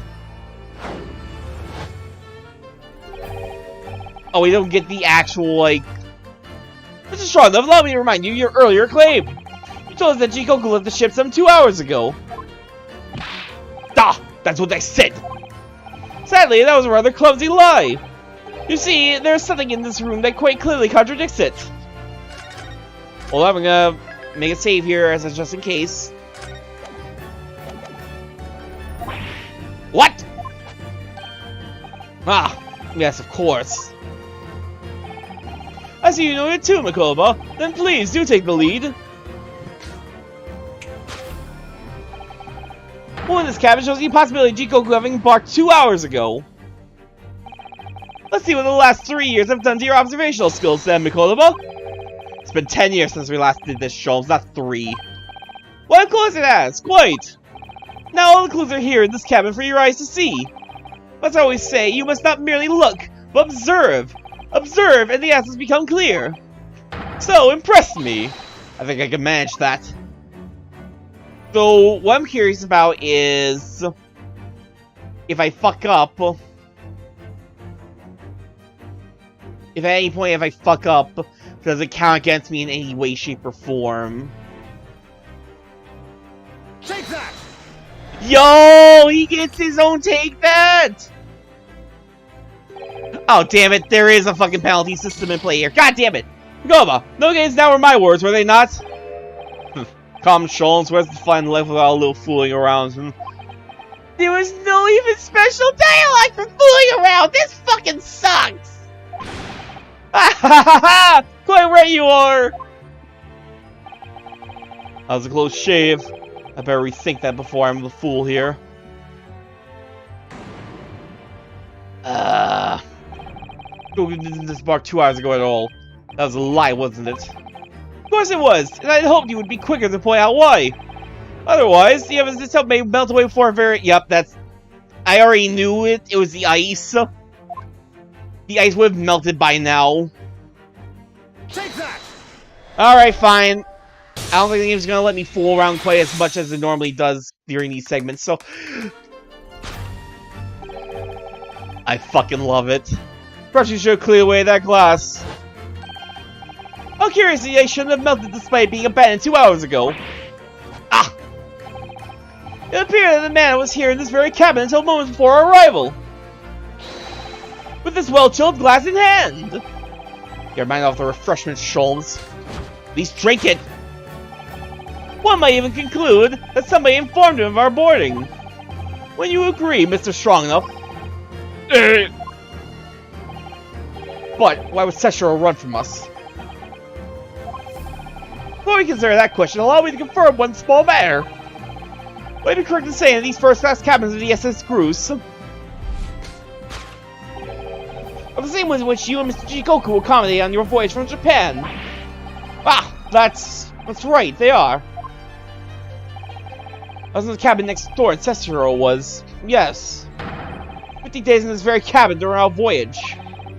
As I suspected, for you see, there are traces in this cabin of a dark secret that Mr. Jikoku had to hide. What traces? I know nothing about this. Ah, this is news to you, is it, Mr. Strongenough? Charles, what exactly are you getting at?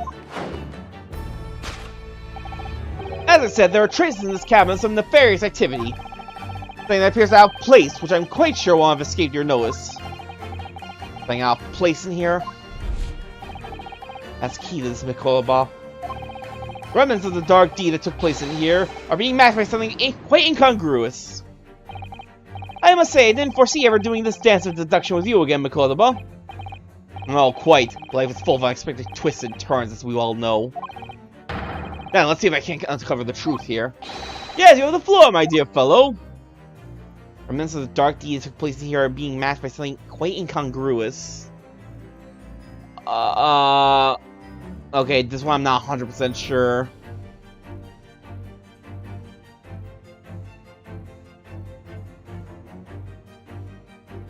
You know, I thought it was going to be the cloves, but I think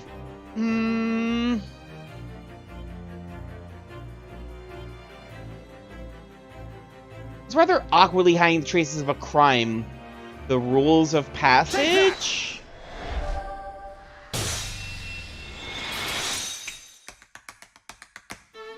Oh, I love the jig. I love the jig. It's the rules of passage in this frame here. They're obviously out of place. The way they're hanging crooked on the wall, as if they were put there in a hurry. Yes, as I'm sure you've already concluded. That frame was originally over here. The shape and size are a perfect match. Ah, you're alright. When did frame move? Are the most observant crewman, are you, Mr. Strongenough? Just like the last Strongenough. I would think your captain is quite justified in having reservations about your reliability. Your captain is right to sack you. You're incompetent, my dear fellow. Ugh. Oh dear, that really seemed to touch a nerve. So, Mikoba, why don't you lift that frame off the wall? Is it gonna be a bullet hole? Yo, bullet hole. That looks like a bullet hole. What? Who's been shooting walls? I see, the projectile has been removed. Clearly, the careful occupant of this room has already disposed of it. Now then, Mr. Strongenough. Ah! I didn't see the prisoner you're attempting to shield said occupant. I know what you're talking about. Well, I tried to protect Eastern Stranger. Ah, so we're talking about the same man, I see. Good. Ah! I'm sure we can get to the bottom of this in no time. Aren't you? Nothing personal, kid. Because there's some very noteworthy evidence that explains the reason why you're lying for the man. Yes, you've been told to keep up this pretense is clearly shown by... I really don't know how to approach this one, Sholmes. Ah, my dear Makoto, simply keep first principles in mind. Study your subject from every angle. I'm quite sure you'll see it. In fact, I put a wager on it. If I'm to glare at the fellow from all sides, well, I can certainly do that.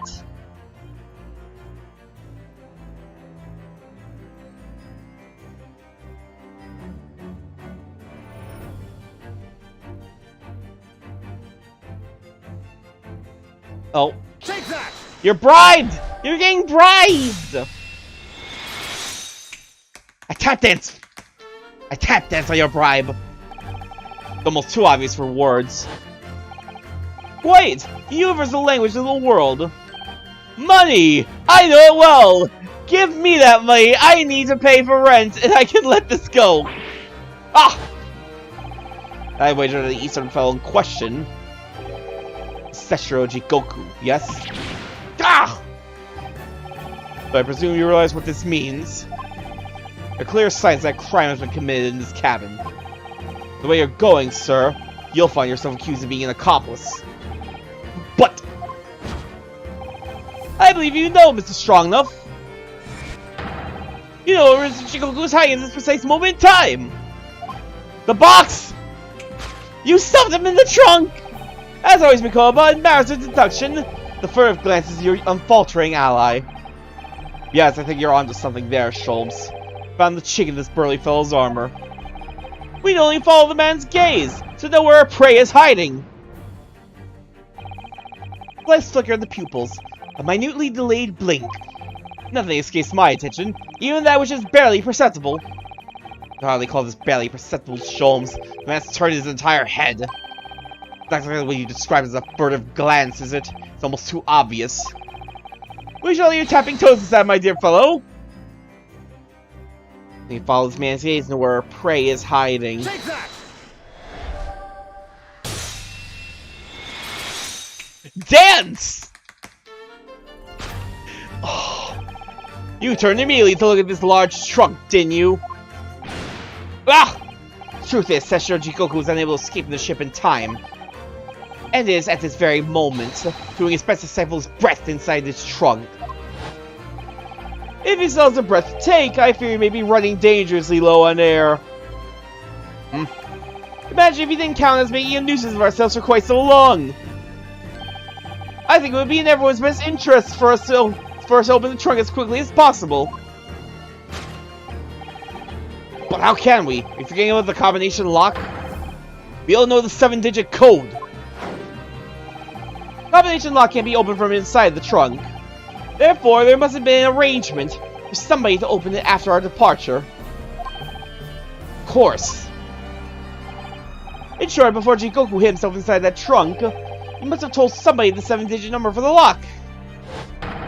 As I'm sure you can confirm, Mr. Strong Enough. No! I don't think about combination. Oh my fucking god. God fucking damn it. They pulled a Leon!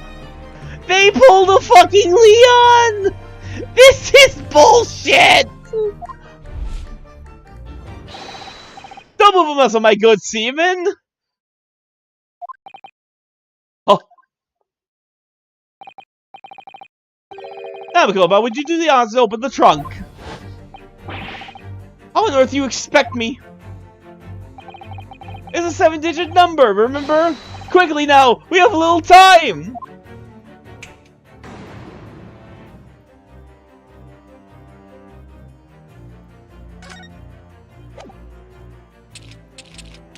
Five 5231-045.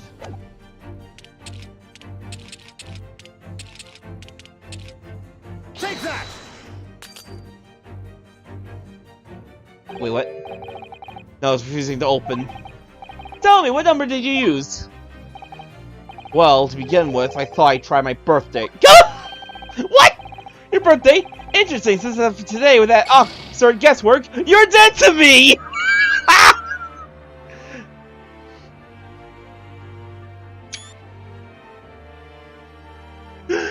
You're dead to me, Mikoba! Congrats! This is your death day! I'll be sure to arrange flowers on that day, though!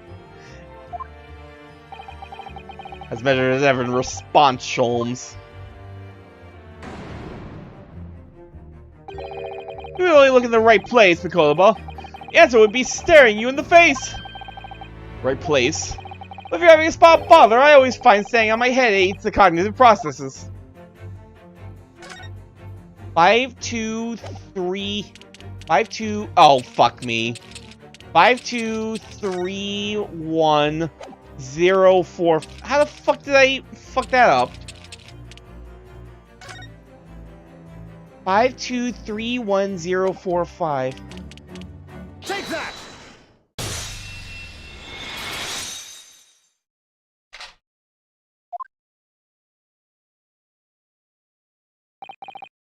That's it! It's open! That's a medal, didn't you?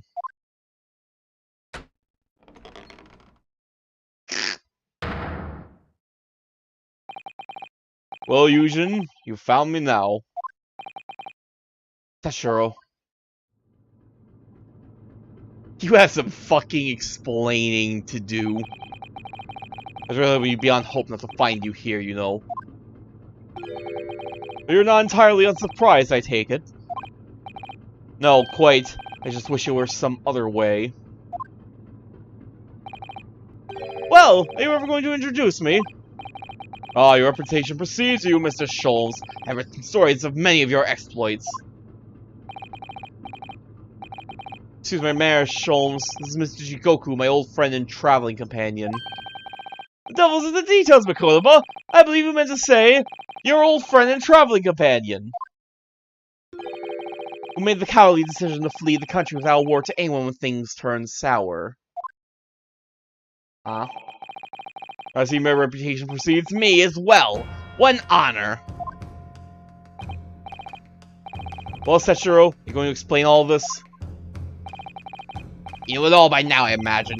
What you didn't know, of course, is that 3 days ago, the night before our arrival in Britain, an attempt was made on my life here on this very ship. By the Reaper of the Bailey? Yes, I've since heard.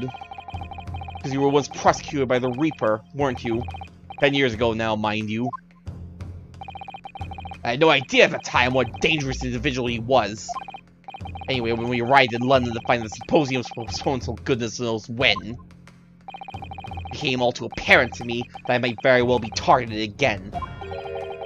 So did I flee the capital without saying a word to me about it? I'm afraid so, yes. Of course, I realize now that I really ought to have confided in you. What's surprising, I must say. What is? Well, first-class cabins aboard luxury steamships are in very short supply. But it'll hard to believe that this one just happened to be available. This is the protagonist of some colorful short stories. I don't care for your opinion. Cabin did just happen to be available. I purchased a ticket, and here I am. I've just seen for myself the obvious remnants of that incident in this cabin. You'd already purchased your return ticket before we even docked in Dover, had you? For anyone else from taking this cabin and seeing the evidence. Is that it? Fusion, nothing to say to you. Well, in a mere 5 minutes, this ship will set off on its onward voyage and not make port again until Italy. Everyone insists you disembark with us at once.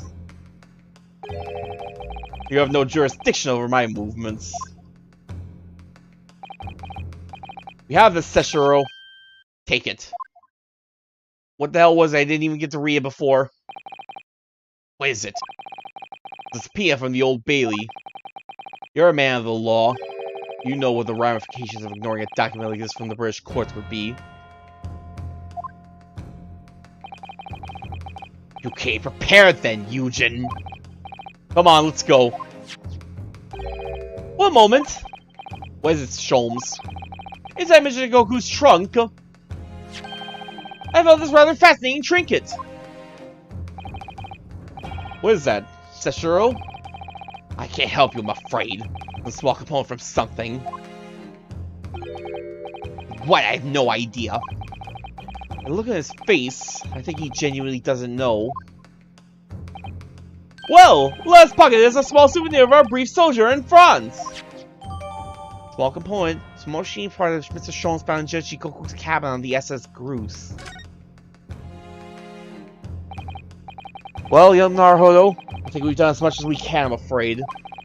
The rest will be on the shoulders of you and your assistant. Huh. That was different. 3rd November, 12:10 p.m. The Old Bailey courtroom.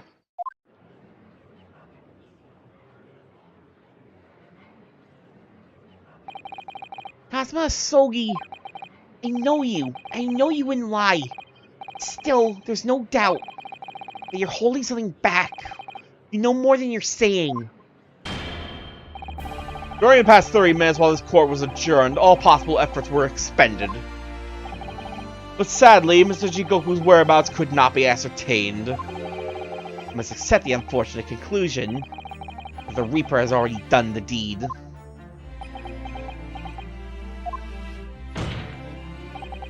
There's no sense of wasting any more of the court's time. Prosecution calls for an immediate verdict. Objection! No! The trial can't end now! You're a Japanese man, Ryunosuke. You should know when to lay down your sword. And you should know never to presume when battle's won! The court has already been presented with all the evidence and heard all relevant testimonies. And there can only be one conclusion. The accused is guilty! All relevant testimony? Far from it! There's still a crucial witness from whom the court is yet to hear a single word of testimony! In that case, call your witnesses stand at once, counsel.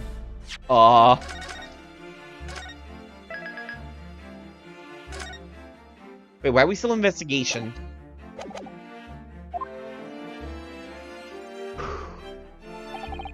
Yes, my lord.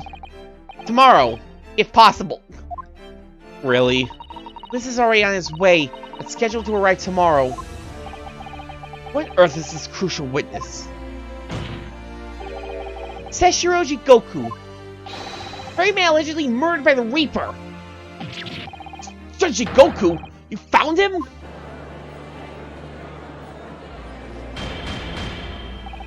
Well, the investigation of the very policing resource of the capital suggests that Goku is already dead. How in the name of God did you find the man? He was located in France during the recess, at the port of Dunkirk. Thanks to one of Mr. Herlock Sholmes' famous deductions. Herlock Sholmes. Dr. Gregson almost certainly met with Mr. Jigoku on the night of his death. So along with Prosecutor Sogi, Gregson was on a mission to assassinate the man. Which means that Sylvierchii Goku is the sole witness. Who can clarify exactly what happened aboard the SS Groose on the 31st of October.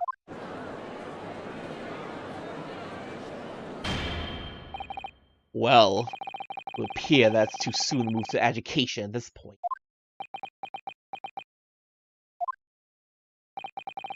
Prosecution concurs. Court must hear Mr. Jigoku's testimony. The judgment should be passed until all testimony has been considered.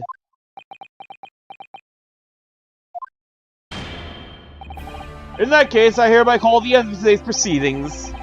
Court will reconvene at the same hour tomorrow. No objections from either side. No, my lord!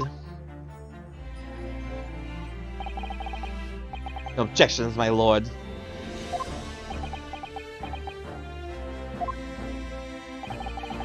We live to fight another day. By the skin of our teeth.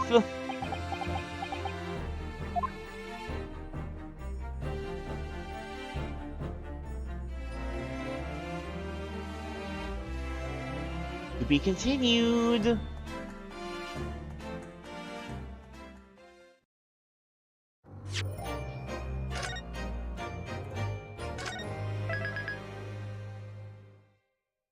Still in investigation part 1, huh?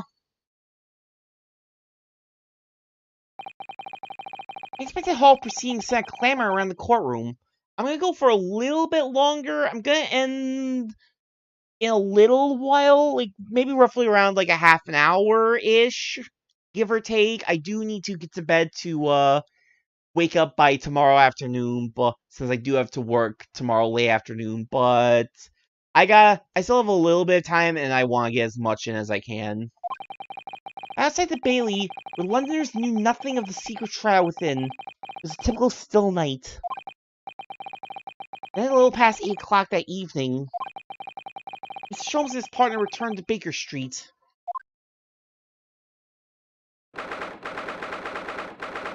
3rd of November, 8:07 p.m., Sholmes' suite. We return, my dear fellows! Welcome back to Britain! Thank you for your timely help! Think nothing of it! I believe you had an even more wearing day than Makoba and I, no? You can say that. We were on the brink of defeat in court earlier.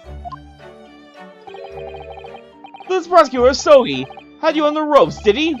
And he's your best friend, you say? Man, I sure hate to see your enemies! Well, he's not really the man I knew in Japan anymore. Kazuma's changed. Oh, Mr. Naruhodo. I mean, it's incredible. To think that he'd even entertain the idea of acting as the Reaper's assassin. Well, nevertheless, you must introduce me. After all, I've only ever met the young man as a corpse. All this started almost a year ago now. Mr. Sholmes still hasn't told us the truth about what really happened back then. About the motivation for what he himself described as a great detective's lie. Now then, I must say, it's really quite a journey all the way to France. Well, it's another country, Mr. Sholmes. So, what news is Judge Shigoku? Look at the Scotland Yard. The investigating detectives there have a lot of questions for the man. What, Professor Makolaba? Was he quite the shock for him? Ah, yes. I picked this up at the telegraph office on our way home. What is it? Surely you haven't forgotten already. I put upon you for the matter only yesterday. Upon me, Sholmes. I had to fill out your telegram to Japan and foot the bill as well. Oh, have I replied already? What was so urgent though, Mr. Sholmes? This matter can wait until later. I'm far too hungry for an involved conversation at present. That's good news. Your supper is ready, everyone. Ah, what a feast it is! If I was none the wiser, I'd think the trial would win already! Yo, is that turkey on the table right now? Roast beef, kippers, stew, steak and kidney pie, Yorkshire pudding. That's supposed to be roast beef? Well, it could be a very long day. So eat up! In that case, I think I'll seat myself just here. This place appears to be the only one set with a helping of pheasant as well. Pheasant, okay, sure. Now, sorry, Harley, not there. Huh? Why ever not? Are we in set places this evening? Yes, and that place is for Susie's daddy. For me? That's right, and especially for you, Professor Mickey. I see. Well, that's terribly kind of you. It's a shame, really. What do you mean? Well, for a brief moment, I believed it. Susie and I were half-sisters. For a brief moment, I believed something as stupid as us being half-sisters. Oh!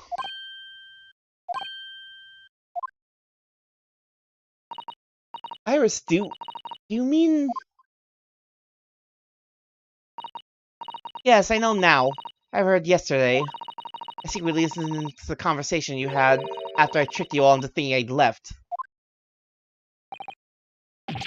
What?!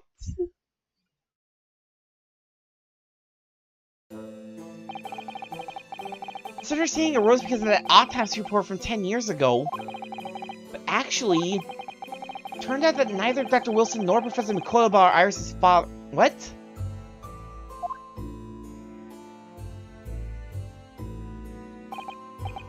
Yeah, it's about that, Iris. You know why... I know. You can't tell me at the moment. Oh, Iris.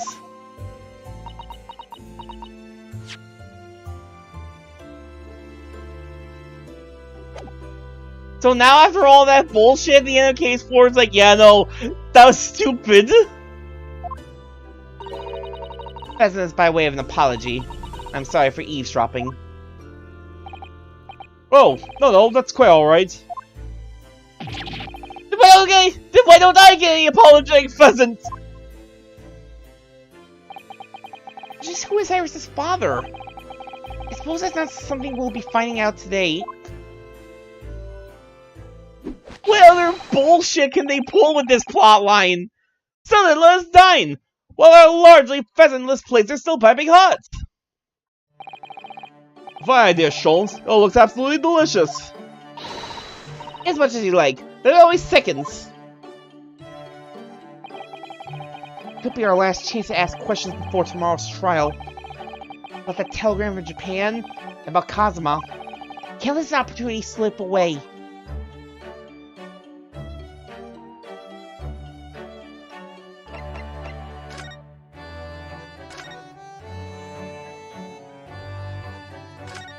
Really?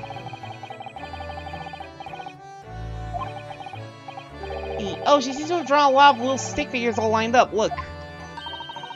Cheap apples in the market, that's what all of them say. What?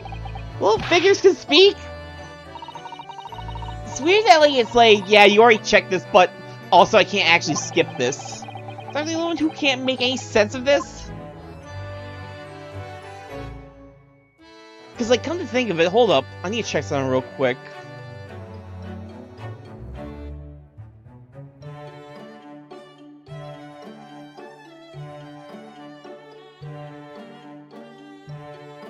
Don't believe I ever... I'm trying to remember, did I ever get the one achievable for, like, the Herlockian...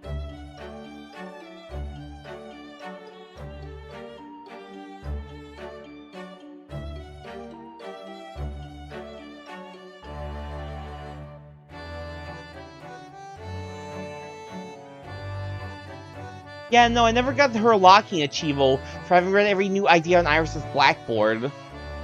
So does that mean I somehow miss, like, one of those things along the way? Oop. If I remember correctly, this large imposing lump of iron is called a typewriter. I think that every single one of the inventions of Herlock Sholmes blossomed from this very machine. Ah, it's such a dreamy thought. Actually, I go at it the other day. God.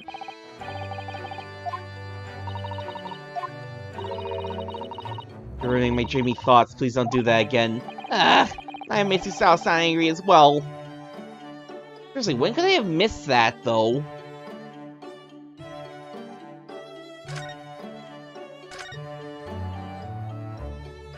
Is it literally only Herlock to see here?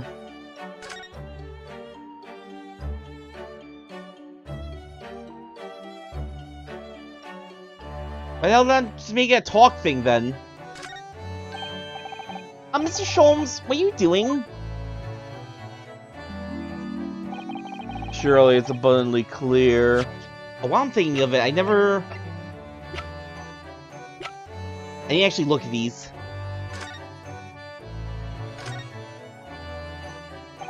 Still wrapped up. Room of the Great Blade. Such a thing of beauty, I want to gaze on it for hours. I'm still so sad that the headband blowing in the wind, where there is no wind, is just kind of inert at this point. The dream is dead. Tip of the great sword. Broken.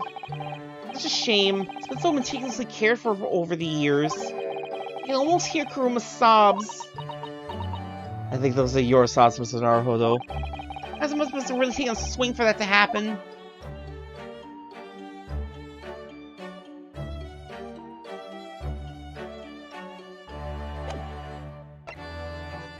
Evacuation drill itinerary. Following departure from the port of Dunkirk, all crew members are required to assemble on the main deck at 10 PM in order to review evacuation procedures. Drill will take 20 minutes. Crew to resume duties as soon as the drill is over.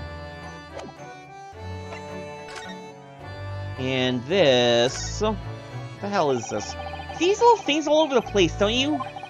It's part of the top of a pocket watch that you twist this at the time, isn't it? Called the crown, I believe. Watch would be quite useless without one. Crown? Like what sits on top of a monarch's head? That's a very great name for such a tiny part. But actually... Yes, Mr. Naruhodo? If this is a crown, I have a feeling I might have seen a monarch around here somewhere with a very bare head. By monarch, you mean pocket watch, I'm quite sure you have.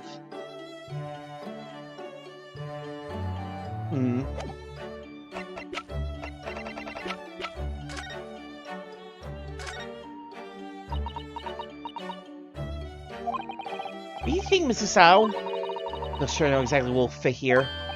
Really? I was just thinking precisely the same thing! You're about to see that the little round component is actually part of Inspector Gregson's broken pocket watch. Really? I was just thinking precisely that too!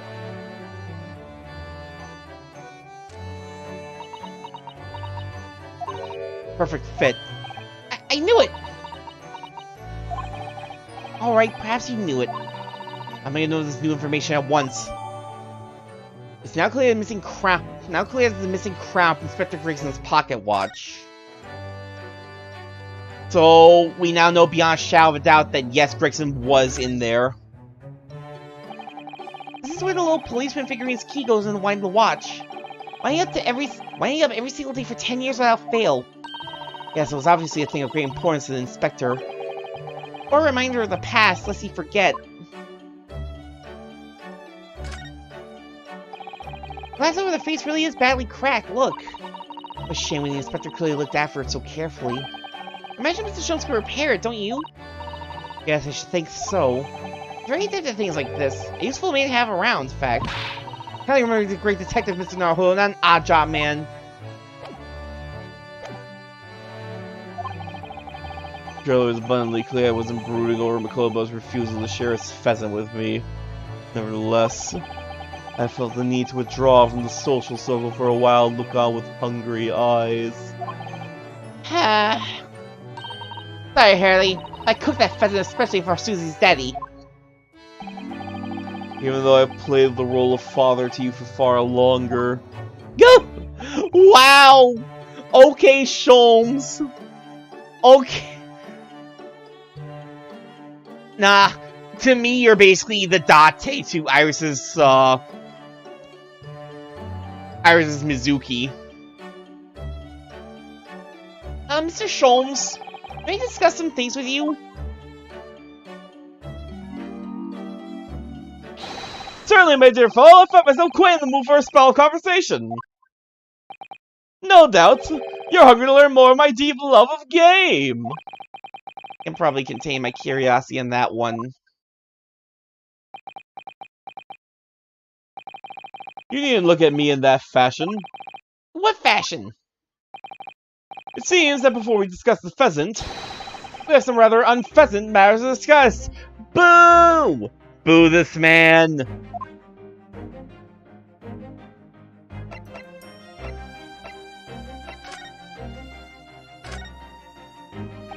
So, what was in the telegram you received back from Japan, then?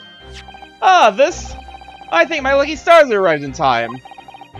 Record found as indicated. Duplicate follows.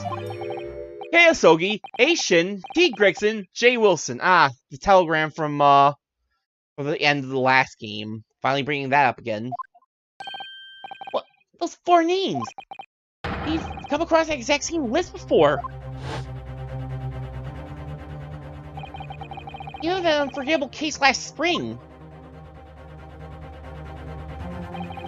It appeared to be a simple case of aggravated murder turned out to be masking monumental intrigue. The plan involved the sale of British governmental secrets to foreign states. Exposing the means by which those secrets were being leaked, we deciphered a fragment of a message. Kyosogi, A. Shin, T. Gregson, J. Wilson. We didn't find the names out until the case was over. We never did get to the bottom of what they meant. All we knew was that the information had been sent by somebody in the British government to somebody in Japan. So, why are the names coming up again now? Yes, where did the sender of your telegram discover them, Mr. Sholmes? I have here the message I had wired yesterday. Allow me to read it to you. Enter Judge Shikoku's office undetected and investigate telegram records. Expect to find communication from Bryn dated 1 year ago. List of 4 names. Need by tomorrow. Naruhodo. Says with a detective I know who specializes in class-time missions of this nature. Sorry, Naruhodo? You asked Inspector Hosonaga to undertake such an onerous task for you? And my name? I wonder what guise he opted for this time. My dear fellows, this is a matter of great urgency, you understand? Anyway, list of names was found in Sechiro's office, as Sholmes predicted. Do you mean that mysterious collection of names that was sent from Britain to Japan was sent to Judge Goku? He was the intended recipient. I don't believe it! That doesn't answer the question of what the list of names actually signifies.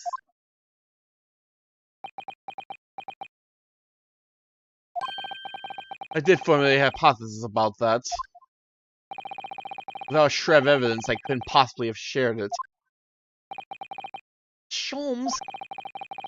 Deadly serious for once. Telegram from Japan. Telegram from Inspector Hosonaga in Japan with details of the telegram he managed to locate by stealing into Judge Goku's office.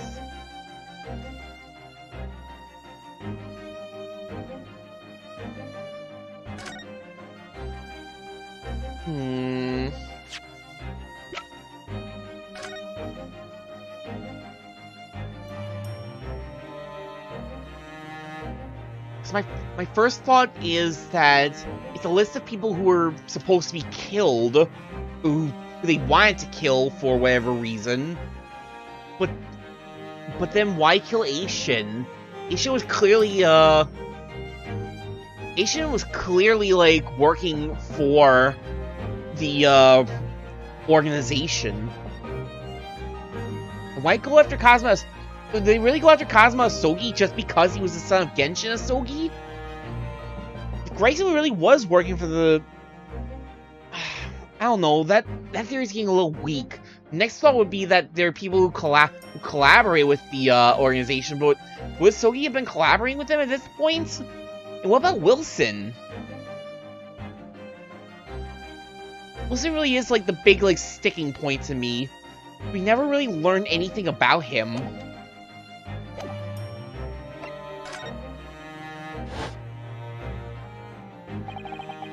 Tragedy we had to go through in the SS Furia. It was all for nothing. Cosmo wasn't dead at all. I'm completely taken in by the lie you told us. Your great detective's lie.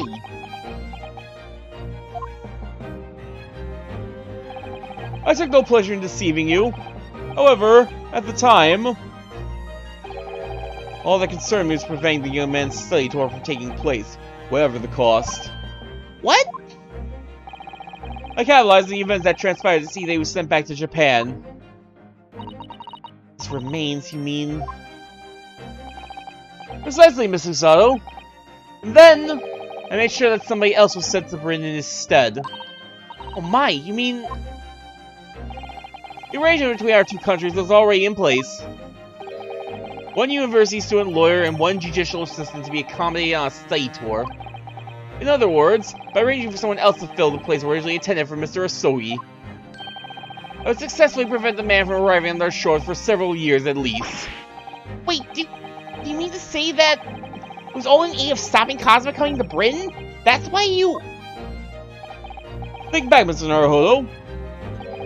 Was there not somebody who quite casually urged you to continue on the voyage to England? Terms of the study tour negotiated by the Department of Justice in both Great Britain and Japan. In light of Mr. Asogi's unfortunate death, I'm afraid the study tour can no longer go ahead.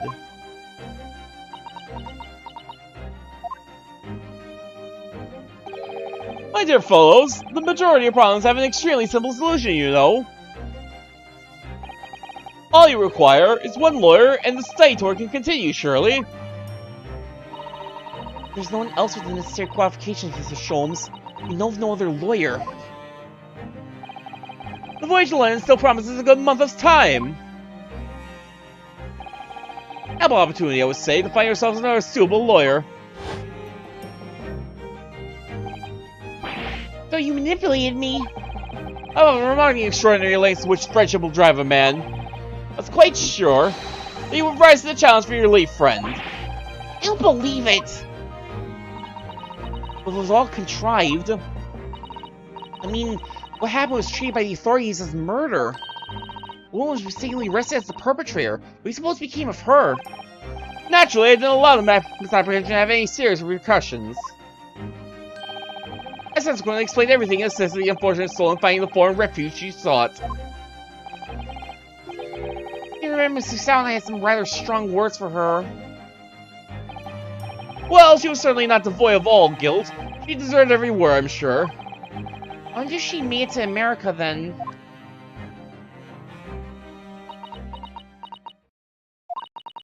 I'm afraid I simply cannot comprehend it. Why would you go to such lengths, Mr. Sholmes? Why are you so determined to stop Kazuma-sama from reaching Britain?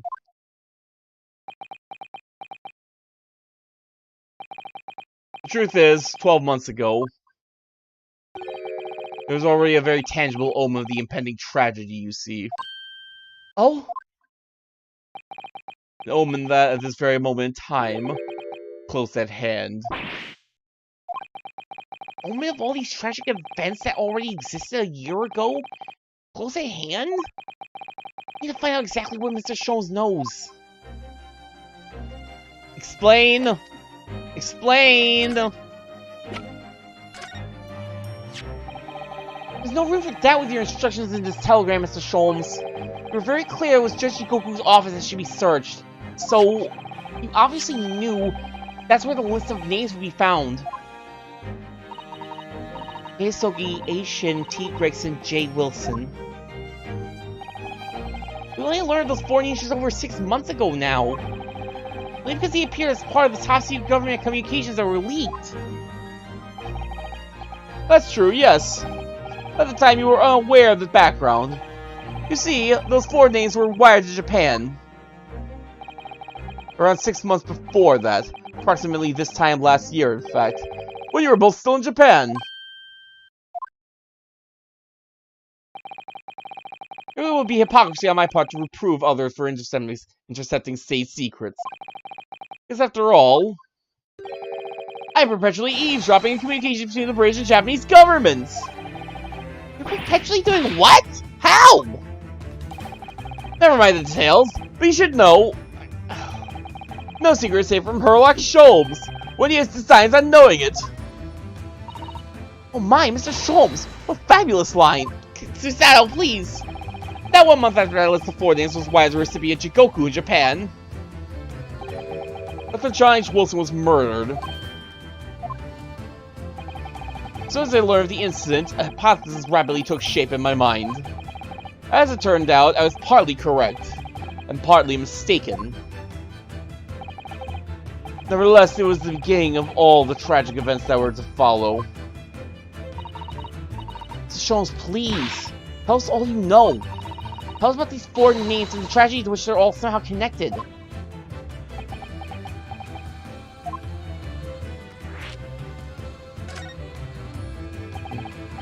As I said, when I learned of Dr. Wilson's murder in Japan, my mind immediately turned to those 4 names. Because you see, there was someone else on the list who I believed to be recently deceased. What? Who? Eishin, as it was transcribed in Japanese script. In actual fact, Miss Asashin. That's a familiar name to me. She's a professional killer well known among London's unsavory classes. Oh, I see. She had completely vanished from existence several months before Wilson's murder. I came to the logical conclusion that she had herself been killed. Accordingly, I became fearful for the lives of the remaining 2 persons on the list. Ah! Heisogi and T. Gregson. Owing to our proximity, I decided to take measures to protect Gregson myself. I determined it would be safest if young Sogi were to stay away from Britain. Ah, so that's why you went to such lengths to prevent a study tour from going ahead. Exactly. So, you already knew who Kazuma-sama was, Mr. Sholmes. Oh yes, Sholmes and I have exchanged correspondence for years. I've kind of made tales about Sogi to him in my letters, and the news of Dr. Wilson's death, of course.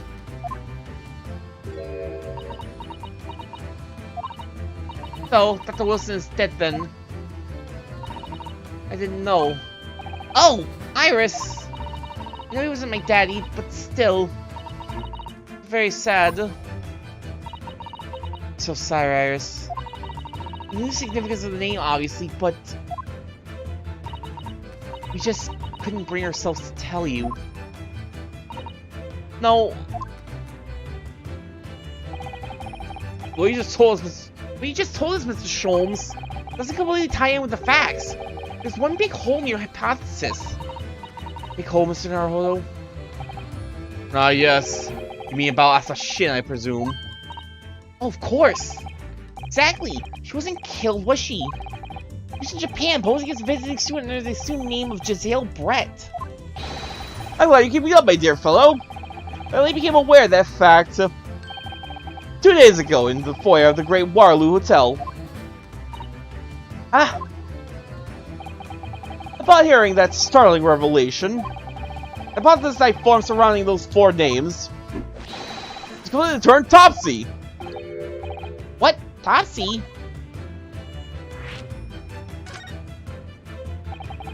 What do you mean when you say your hypothesis was turned topsy, Mr. Sholmes? I believe all 4 names on the list to be the names of victims. However, I was mistaken. Very much so. Asa Shin was a killer. This telegram is a list of both victims and killers, is it?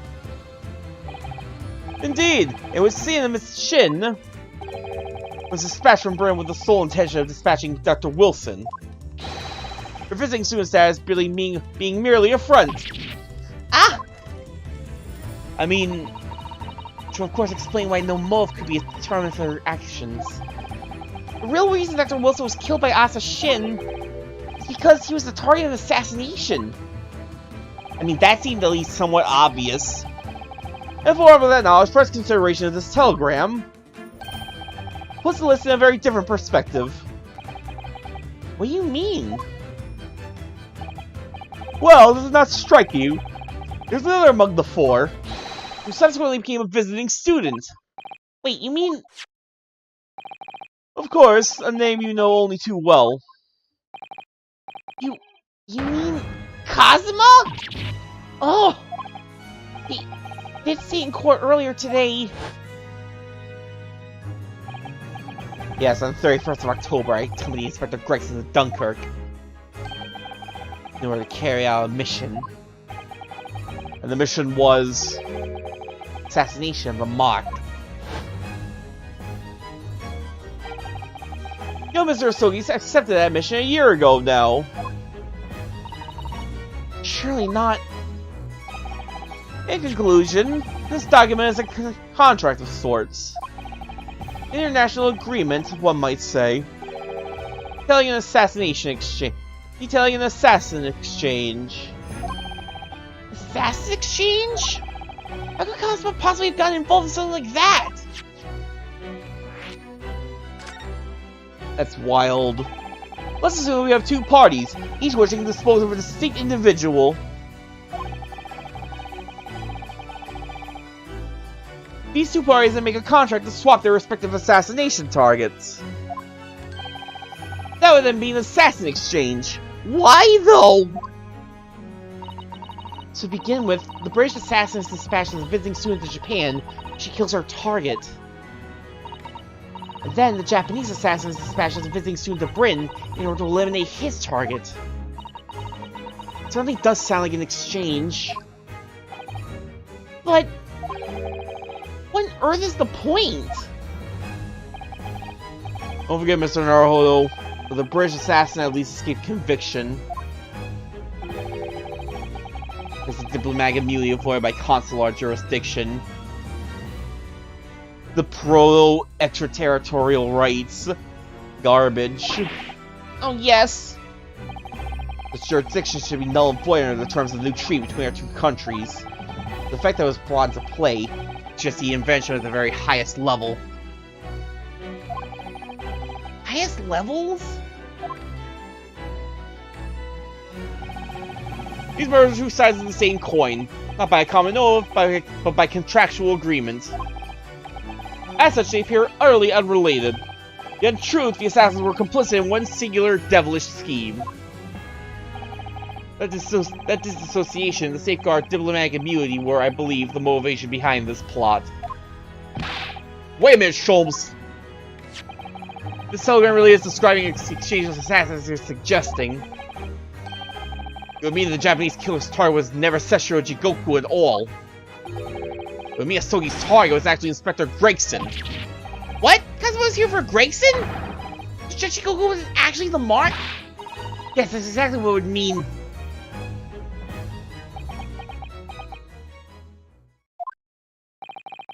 I hold myself personally responsible for failing to keep the inspector safe. Mr. Sholmes.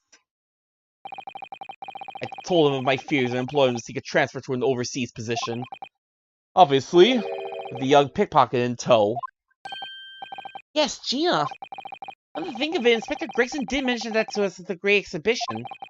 He'd been transferred to the Paris police and taking Gina with him. Wait, I don't remember the part about taking Gina with. Without informing me, he engaged in one last assignment, it seems. Sadly, turned out to be his very last. This is too much taken. Oh. Yo, Drac!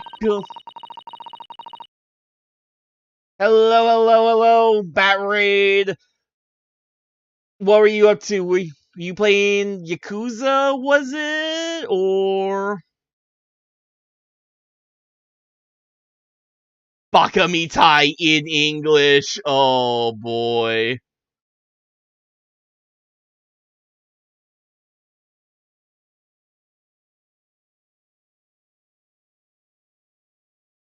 Yup, like a dragon. The one that I need to try to get back into the Yakuza series. Oh boy. Oh, I think I've mentioned this before. I finished 3. I keep starting up 4, and I can just never get myself to sit down and actually keep playing 4.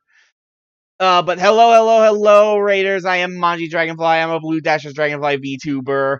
We are currently playing the Great Ace Attorney Chronicles. We are actually on the very last case. We are in major spoiler territory. So if you have any interest in trying this game out for yourself, you definitely don't want to be here to watch this, because there's going to be some huge ass spoilers. Alright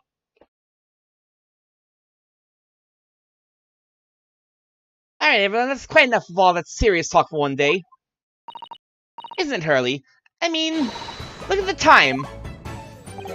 Ah, quite right, Iris! We must conclude our preparations for tomorrow! What preparations? Well, I think I shall make my way back to my hotel room now. This has certainly been a night to remember. It is a little bit sad, though. I mean, I like the idea of you being my God. I did not like that idea at all. God fucking damn it. I was so pissed about that stupid ass, like, M. Night Shyamalan ass twist from the Case 4. Like, what the hell was... But, like, if we're gonna do that bait and switch, what the hell was the point of it then? Ugh. Because then, Susie would have been my big sister. I'm sorry, Iris. That would have been a stupid plot revelation. What the hell would have been the point, Iris? I know, Iris. I was thinking quite the same thing. Were you? If somebody like me would be worthy, I would be delighted to become your sister. What? Really? Oh yes, without question. So, you'll teach me all the ways you know to throw a ruler to the floor? That's the most important part! That's the only important part! Teach me how to do a suicidal takedown so I can throw a Runo everywhere. I must throw him into the pheasant. Yes, of course! It would be my pleasure to show you how to throw Runo out the window. You didn't have to agree quite so readily!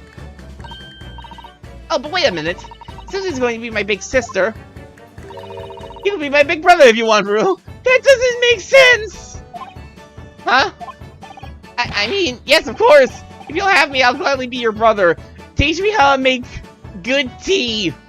Teach me how to make weird inventions, like communication device that pulls on people's ears. Well done, Iris, who must always be mindful of feelings. I've raised you so well. Yes, clearly. Herlock Sholmes, so considerate of feelings.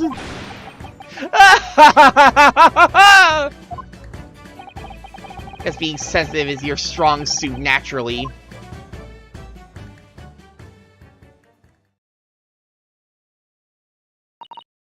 Right, I'm going to work extra hard for tomorrow now.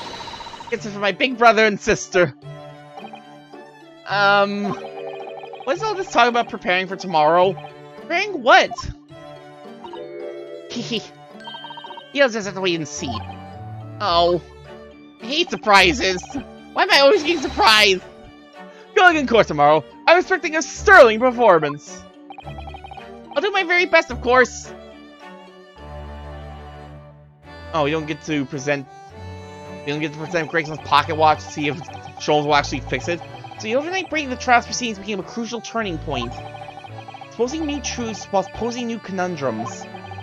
A list of 4 names on the telegram Judge Goku's office. An extraordinary assassination plan in which my best friend had somehow become involved. I felt as though I'd been plunged into an even greater darkness all of a sudden. But at the same time, I felt sure I would see the light again soon.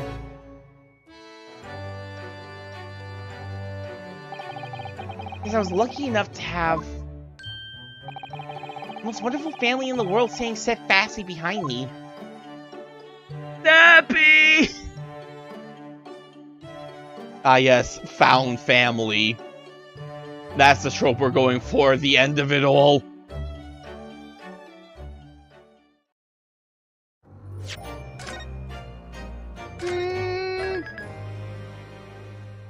Back to trial. A little bit more time. 4th of November. 9:30 a.m. Oh. Hey, Zerus.exe! Thank you for following me, and I welcome you to the Dragonfly Den Guild Old Bailey Courtroom. Tad bit loud. Oop. Let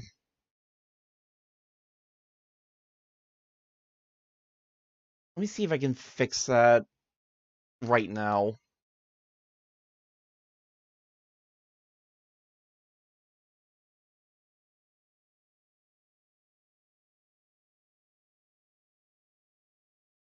See if I can remember how to fix that.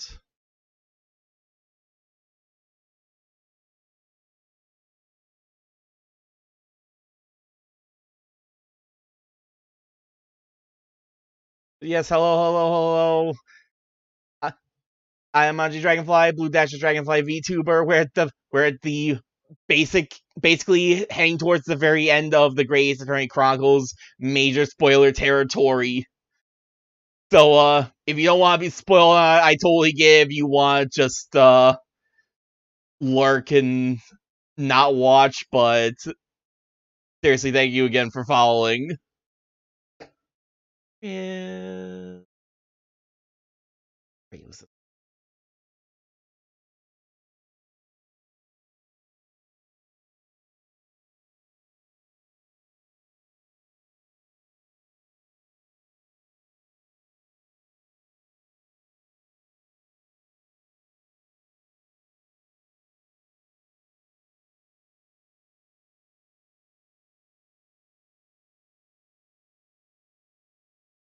Alright, I've knocked that down to about half. Hopefully, next time someone follows, it will not risk blowing people's eardrums off. I don't need to risk that sort of thing happening again. I had problems with that way back when way back earlier, like, oh god, that was like 2-ish years ago, because that was like end of like 2021 when I was doing AI the Somnium Files. Ooh, that got really bad. 4th of November, 9:30 a.m., the Old Bailey Courtroom.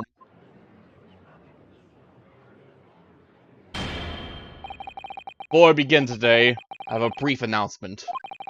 As with the closed trial 10 years ago, some astonishing facts have come to light in these proceedings. Revelation of the well-known Reaper is actually an organization illegally executing its own brand of justice. The discovery of the respected Yard investigator was at its heart until he himself perished in an assassination plot. Well, I say to all members of the judiciary here present on this occasion, that we will stop at nothing. We'll uncover the whole truth behind these disturbing findings. I need to get back to my office. I miss my pigeons. Councils, you will undertake this trial with the resolve to pursue the truth to the bitter end. I put extra emphasis on the word resolve because that is the word of the game. Resolve, yes. That's my intention. I get it. I must find my resolve.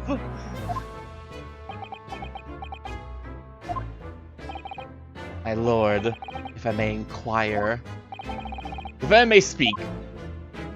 On what grounds does Kazuma Asogi permit to continue in his role as prosecutor? He has admitted to colluding with the victim in a plot to assassinate an innocent man. He shouldn't be enjoying the privilege of freedom, let alone be leading the prosecution. I submitted a written petition to Lord Strongheart, requesting that the judgment of my transgressions be delayed by 1 day. You did what? In today's proceedings, I intend to expose everything. My whole life for the last 10 years has all been leading up to this day. Kazuma! Whatever the outcome of this trial, I give my word that I will accept whatever punishment is deemed appropriate, however severe. I suggest you prepare yourself for the same, Reaper! Kazuma is bristling with hostility today. I get a distinct impression we're hanging to very dangerous territory.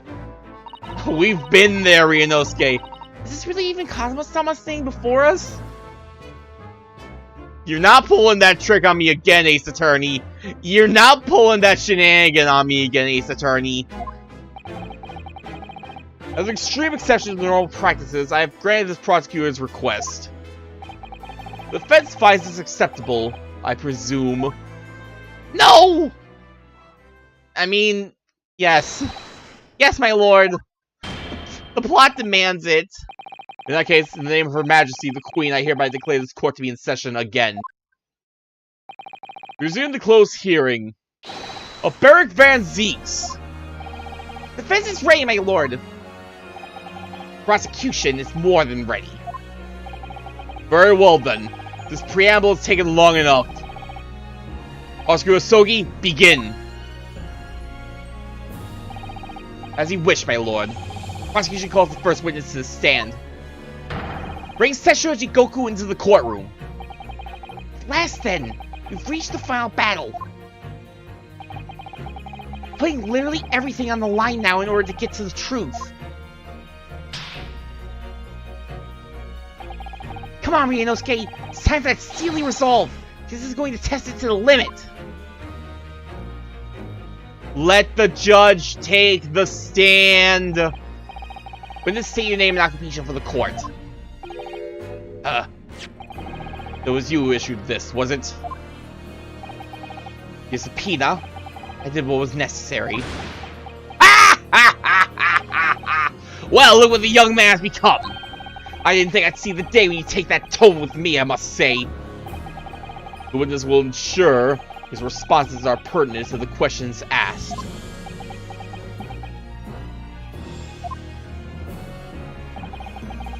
My name is Sylvierchii Goku, a Supreme Court judge from the Empire of Japan. 16 years ago, this man came to London as a visiting student. 6 years later, he returned to Japan.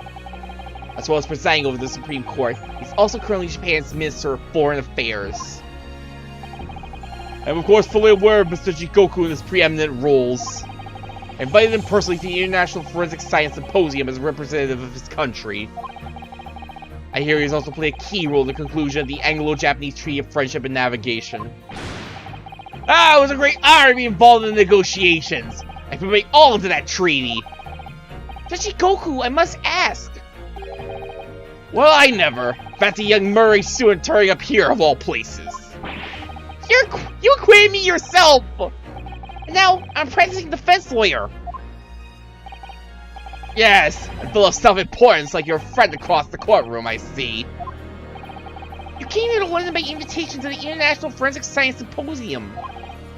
But then, without informing anyone of your plans, you took flight to France. Took flight? I have rejected that turn of phrase. Explain yourself! What exactly were the circumstances? Well, I was somewhat expecting this. I'm sorry to say. I declined the comment. What is with you people suddenly being like, yeah, I plead the fifth? I have a right to not self-incriminate? Ace Attorney criminals and witnesses are not supposed to do that! They don't do that in, like, any other game! What?! Maybe the country prematurely when I was an invited guest may be questionable etiquette. My decision is unrelated to this case. I can't be bound to testify. Unrelated, you say? Yes, the fact that I tried to flee the country, completely unrelated to everything else going on here. I appreciate that a respected police inspector has been killed, for which I offer my condolences. However, being an alien, I obviously never met the man, nor do I know the first thing about him. As such, I'm in no position to testify.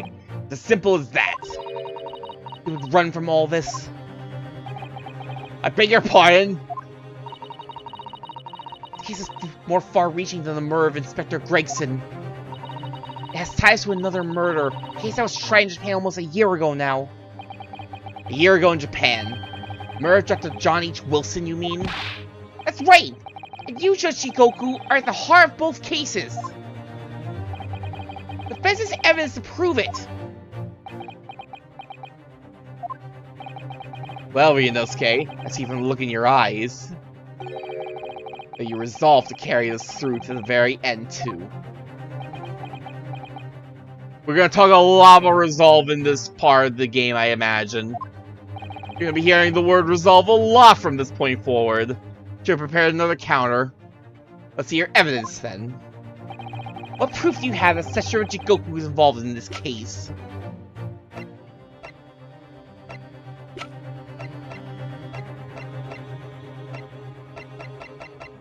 You're just going straight for the telegram for Japan? Take that! I mean, obviously. This is a telegram detailing a communication sent between Britain and Japan approximately 1 year ago. Communication contained 4 names: Heisogi, A. Shin, T. Gregson, and J. Wilson. Seriously, give me that hold it line. I want to hear a judge's hold it. You little...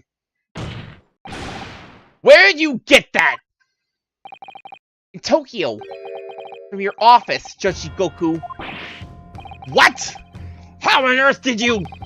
What's this all about? Why is my name on that list? This list of 4 names follows a certain pattern. T. Gregson and J. Wilson are the names of victims. Heisogi and A. Shin are the names of assassins. No! A year ago in Tokyo, Dr. John H. Wilson's life was taken in a Western-style restaurant in the capital. Culprit was found to be a visiting student who went by the name of Giselle Brett. Her real name was Asa Shin, a professional killer sent on a mission to kill from Great Britain. A. Shin and her victim, J. Wilson. And the murder that just took place here in London was a counterpart to that crime. An assassin sent from Japan, also visiting student, Kazuma Asogi, whose victim was the British police inspector Tobias Gregson. Heisogi and T. Gregson. One assassin from each country to kill a target residing in the other. What exactly is the defense suggesting? What exactly are we suggesting that is not going to result in us spilling state secrets? That's probably being headed...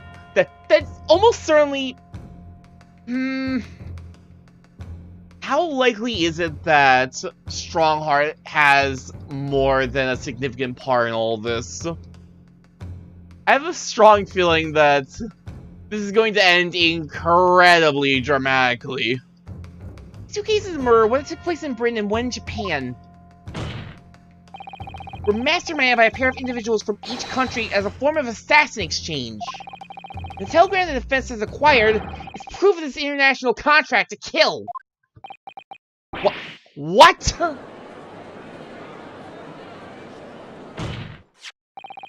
Telegram was found in your office, Judge Goku. In other words, the mastermind in Japan was you!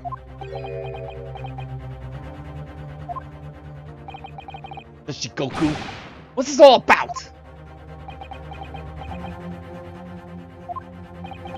And you, Kazuma, You lied.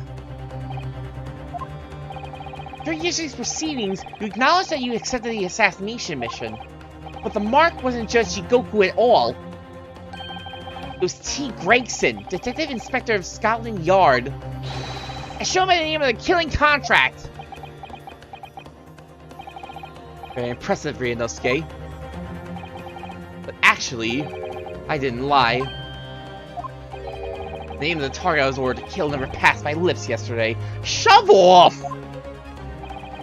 The idea that Sessho Jigoku was the mark came entirely from you. Ah! You deliberately avoid saying a name? This is bullshit! The defense claims these 4 names indicate some sort of international assassin exchange. I'm sure I speak for all present when I say that the very idea seems utterly absurd. Well, Mr. Jigoku, what do you have to say for yourself? His silence only goes to prove his guilt. There's another very important point that this new development brings to light. It's now a distinct possibility that the scene of Inspector Grayson's actual murder was in the witness's cabin aboard the SS Groose. Shikoku, you have to testify now. They refuse to put you in contempt of court. Can you make that decision, Ryunosuke?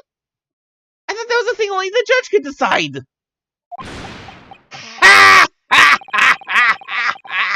There's no need for quite such a vicious stare, young man. Very well then, parting gift to you all, I'll tell you everything I know.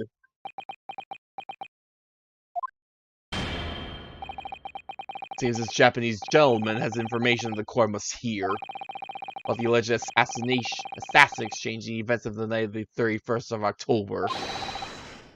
Present your formal testimony now! As you wish, my lord.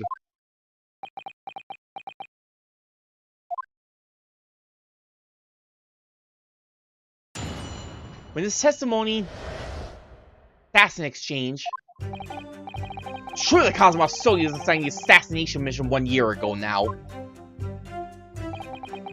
Target was Inspector T. Gregson.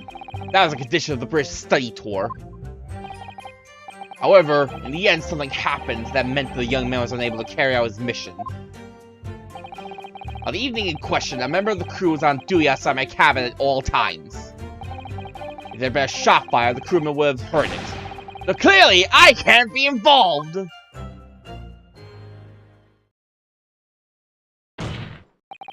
Do you admit, then, as his communication suggests, there really was an assassin exchange arrangement between Britain and Japan? Political endeavor at the highest levels. That's like I can discuss here. Use such a worthy practice in this foreign society to coerce somebody to commit murder. The most appalling thing I've ever heard. Appalling? Well, it's easy to judge. And trust me, I know all about judging.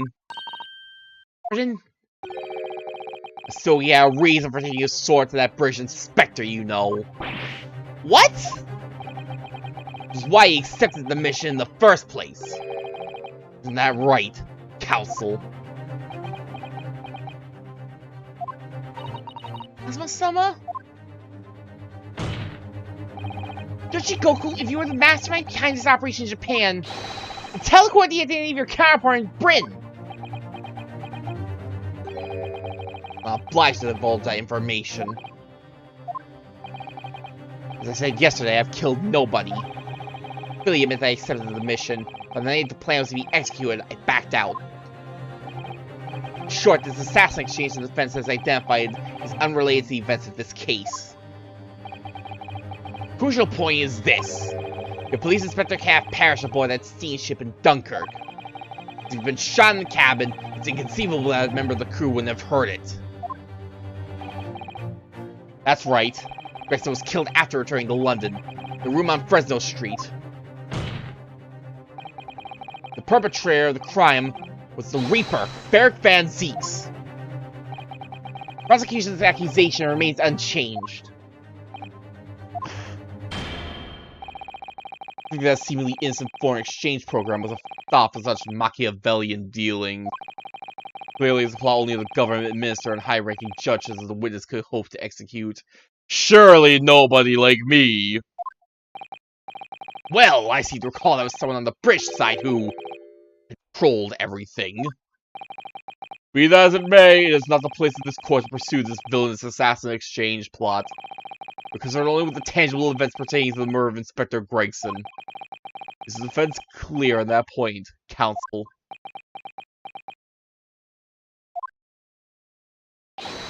Yes, my lord. I'll keep that in mind as I cross-examine the witness, and completely ignore it as I try to pursue the truth, as I always do. Cross-examination. Assassin exchange.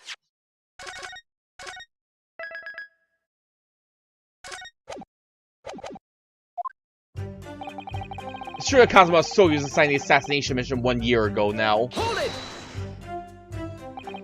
A year ago? Kazuma was still in Japan then. Correct. It was at the examination center for applicants for the site where I approached him. Never forget it. Remember exactly what you said. You just came out and asked me forthright if I consider traveling Britain on an assassination mission. Surely not. There's no way it would be that stupid, right? I thought it was a joke at first, of course. But then, it was made clear to me that if I didn't accept, I wouldn't be considered for the study tour. Stop with the weak slap! We should have left that behind in the first game! So you agreed to it just for that? I mean, I know how much you want to stay in England, but... assassination?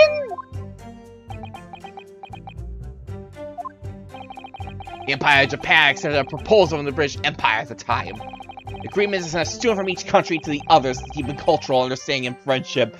We came to agreement, send a student from each country to kill a man in both countries for cultural friendship.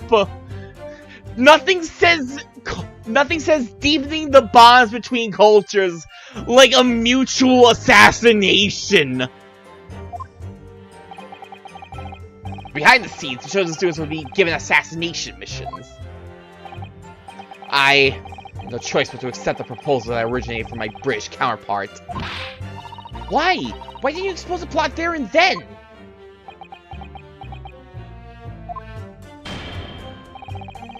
Britain acknowledges no part of these alleged misbegotten dealings. I totally have nothing to do with this. I advise you not to make spurious allegations, Foreign Minister Jigoku. As a witness, I am bound to tell the truth, my lord. Anyway, I picked a Sogi and explained the details of the plan to him. I was Inspector T. Gregson, as a condition of the British study tour. Hold it! Why Kazuma? Why did you pick him as the assassin? He was the most capable of all the applicants. In addition, I knew his desire to travel to Britain was very strong. In fact, it was almost more than a desire. It was his whole purpose in life. Yes, as his best friend, I can certainly attest to that. But he threw himself into his studies, but he pursued becoming qualified as a lawyer. It was all ultimately for that one single goal of being accepted on a study tour to Britain. Of course, we know the reason behind that. He was determined to find out for himself the truth about his father, Genshin Asogi. It's nothing I wouldn't have done to get here. Be that agreeing to assume the role of an assassin, or betraying people's trust. Oh, there's a lot of betrayal going on here, huh, old friend? Well, you certainly did a fine job of betraying mine, Asogi! But why was Inspector Grayson the target? I have no idea. Those were the orders from Britain. I was in no position to question them. You have no idea? Really? I find that hard to believe. Oh, do you? Yoshikoku was a visiting student here in Britain himself, of course. Perhaps he has some connection with Inspector Gregson from that time. The feds really ought to catch up. With what? The fact that the assassin exchange has absolutely nothing to do with the case under scrutiny here. Yes, I've already admitted to recruiting Asogi. However, in the end, something happened that meant the young man was unable to carry out his mission. Hold it! I assume you're referring to the incident that occurred during Kazuma's passage to Britain in January? The awful tragedy took place on the steamship. We arrived at the ministry some 2 weeks after the ship's departure from our shores. Missing student had been killed. His body somehow gone missing in Hong Kong. News was wired to me from a detective I placed on the ship to accompany the assassin. Obviously, Kazuma didn't actually die at all. He did lose his memory, really all details about a special mission. Would you not consider dispatching another assassin at that point? That wasn't possible, simply because that black-clad young student over there had already put himself forward as Astogi's replacement. And there was no way to stop him from reaching Britain. Ah! You mucked up the entire plan, Ryunosuke! You goddamn defense lawyers always meddling in affairs! My hands were completely tied. Mr. Stone's strategy worked perfectly. He predicted everything that would happen. Months later, my memory returned. I never intended to go through the assassination mission anyway. You were playing me right from the outset, were you? Is that it? To be guilty of that crime that I've taken someone else's life. We'll see about that, Kazuma. You did take a swing at him at the end. I was prepared to do whatever I had to in order to get myself here to Britain. This live question has gone long enough. All the court should be concerned about the testimony given by this witness. Details related to his relationship with Inspector Gregson, the victim's murder. In that case, as I've already made perfectly clear, I had no connection to the man or his death. Do you have some means of substantiating this plea? On the evening in question, a member of the crew was on duty outside my cabin at all times. Hold it! Outside your cabin in the first-class area of the SS Groose, you mean? Yes, that's right. At least because there was a murder of a student passenger earlier in the year, I imagine. Flight operators have taken posting a crewman outside every first-class cabin door.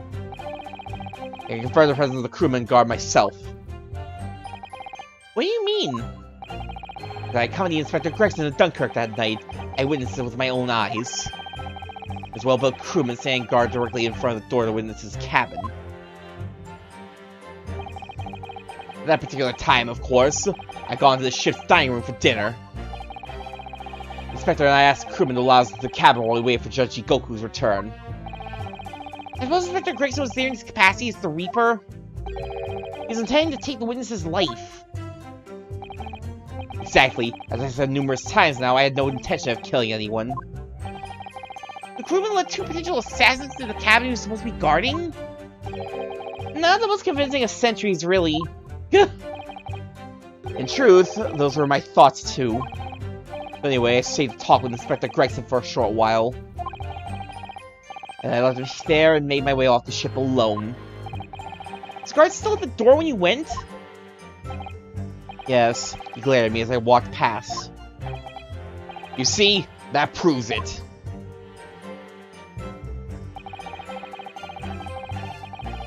If there had been a shot fired, the crewman would have heard it, so clearly I can't be involved. Hold it! The crewman was standing directly outside your cabin door, you mean? That's right. A muscular man with a permanent grim expression on his face. He didn't once move from that spot. To be honest, I thought he was a miserable fellow. As it happens, he's a vital witness now! There's no doubt that Gregson was killed by a gunshot. It's inconceivable that a crewman standing just outside the cabin door wouldn't have heard that. Wait, what about the ship's enormous steam engines? The noise of them could have drowned out the sound of a gun being fired. Sadly, young judicial assistant, that won't wash. Oh!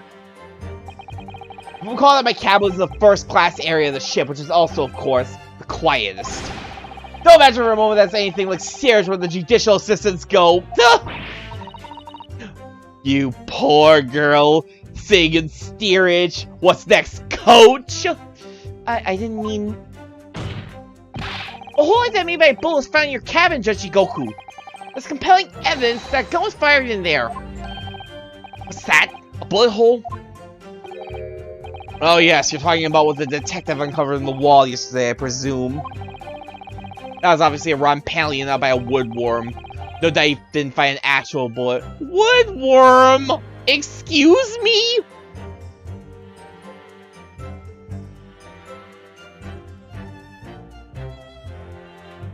I need to know. Woodworm? Is that just another word for termite, or...?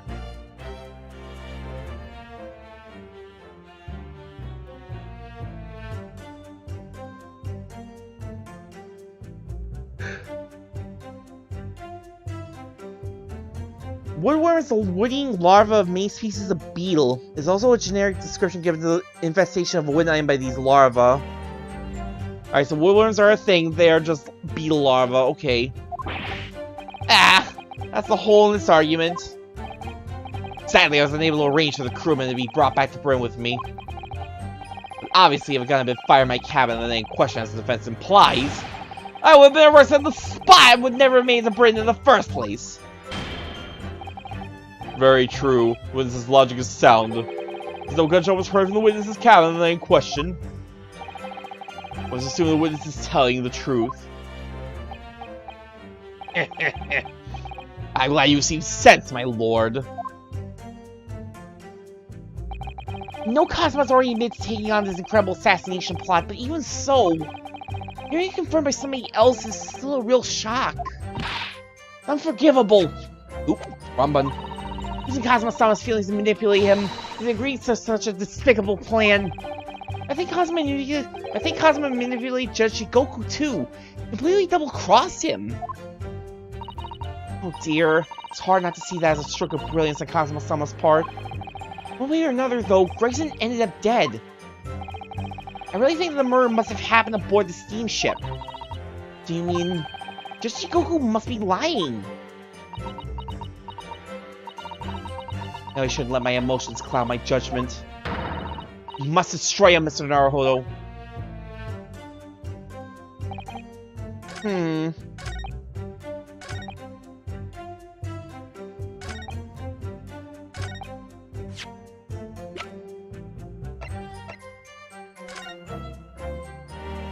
On the evening in question, huh? All times, huh? Objection! Yes, as the court has heard, there's a crewman posted outside Judge Shigoku's cabin. However, we can be sure that, contrary to the witness's claim, guard wasn't there at all times. What?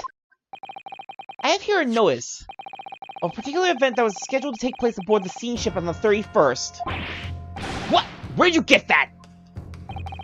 Evidence gathered by Mr. Herlock Sholmes.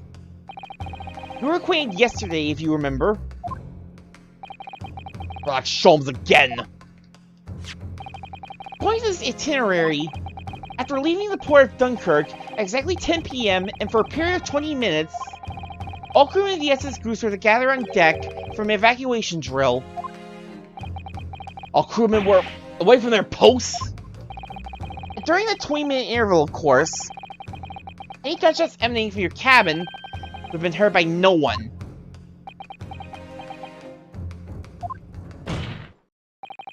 Summary, Judge Shigoku. You had ample opportunity to commit the crime! Ah! Objection! 20-minute window of opportunity. That's an excellent find, Ryunosuke. But amounts to nothing. Why?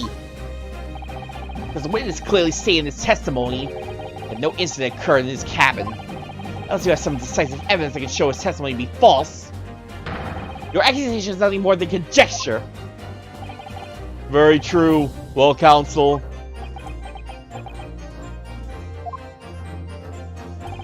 Dr. Grayson was killed in Judge Shigoku's cabin that night. I'm certain of it. His defense has the evidence to prove it. We do? We'll present the evidence for the defense at once, counsel. What proof do you have that the victim's life was taken in Judge Shigoku's cabin on the 31st of October? We found a piece of his watch in there. Take that! Goku, this was found in your cabin yesterday. What is that? Grab a pocket watch. A pocket watch? If you will observe, the victim's pocket watch, which we know he treasured, is missing precisely that part. It can't be. Moreover, this crown is a perfect fit on the spindle protruding from the victim's watch. Blah, blah, blah, blah, blah. Now, the fact that this was retrieved from Goku's cabin tells us the victim's watch almost certainly broke there. In other words, the victim was killed on the 31st during the 20-minute evacuation drill. The cat driver used Goku!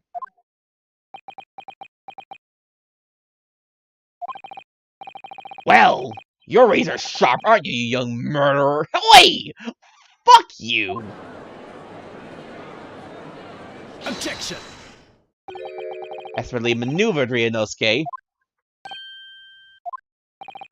Your argument sounds entirely plausible.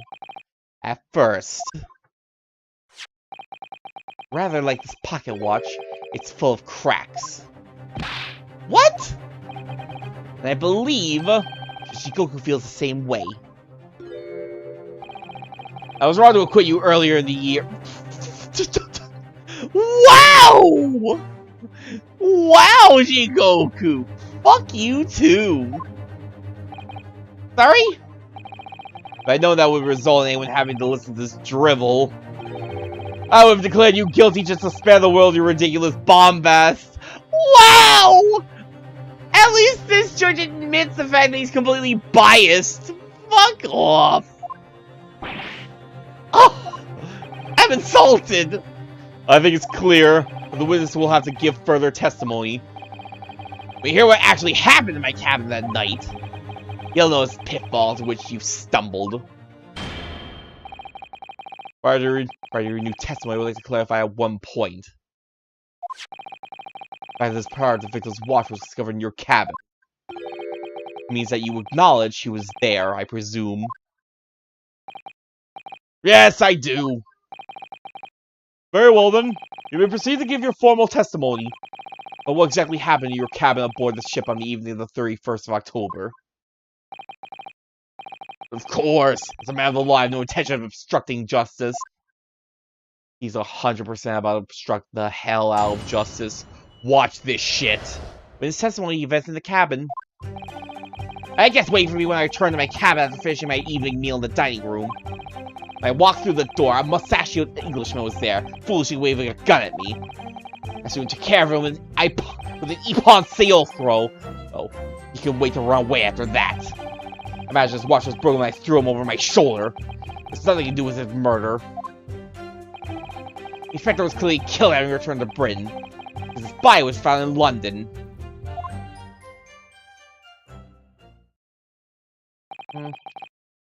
Ippon Seoi? Common jujitsu martial arts technique in my country. I was careful not to use too much force, but that obviously landed too heavily for his watch to take. Sorry, Inosuke Naruhodo. I imagine you can see the flaw in your logic now, can't you? What? The fact that the pocket watch was broken in the witness's cabin. There's no way proves that the victim's murder took place there. Ah! I know that the inspector intended to kill me. But he didn't manage to pull the trigger. Yes, because he was merely the tactician, not the Reaper's hand of death. Well, this only appears to make perfect sense as far as I can tell. Let me express my deepest gratitude for your understanding, my lord. But if this testimony holds, Toshiko will be deemed to have no involvement in the case. Well, Counsel, I really can see no reason for wasting precious court time here on our cross-examination. Fuck you, I have the right anyway! Sit your ass down! Sorry, my lord. The defense has a right to cross-examine. I don't intend to squander that. You're an embarrassment to your countrymen, not knowing when you're beaten. In that case, proceed, Mr. Naruhodo. Stay your ass down, I'm getting my cross-examination. Next stream. It's like 3 a.m. right now. I do, in fact, need to wake up at some point tomorrow morning to go work. So, we are going to end tonight's stream off here. Next time on the Great Ace Attorney Chronicles, we'll be continuing Case 5 here. Something tells me it's only just begun, since we haven't even hit the Allegro song in the cross-examinations yet. Not to mention, it is Case 5. Case 5 is always a long one, and this is pretty much the grand finale of the Great Ace Attorney Chronicles, so I imagine it's going to take me a fair few streams. As said before, I'll say it again. I've said so many times, I'm really bad about constantly repeating myself. My plan is to finish this game, this case, this whole game, this whole ass series before the end of the year, so I'll definitely be picking this back up next week. No distractions, no Etrinasi stream next week. We're streaming this and nothing but this from here on out. The only problem is times, as I cannot guarantee that I'll be able to do my usual Thursday morning or at least early afternoon stream next week. I don't quite have plans yet, but something tells me that I'm not gonna make it on time due to other personal reasons. Nothing major, but yeah. So definitely gonna try at least double up on the streams. We'll see what I can. I'll see what I can do. Probably next Friday morning and Saturday night. That'll probably make the most amount of sense. No stream for tomorrow night. No stream for this Saturday night. I have plans with the boys on Saturday night. That's gonna take up my whole night. So, next week.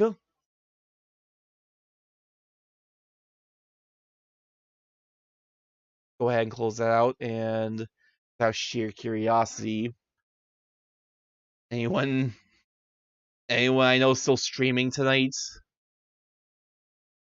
I imagine not. 3 a.m. is, I mean, it's 3 a.m. for me, but yeah, no,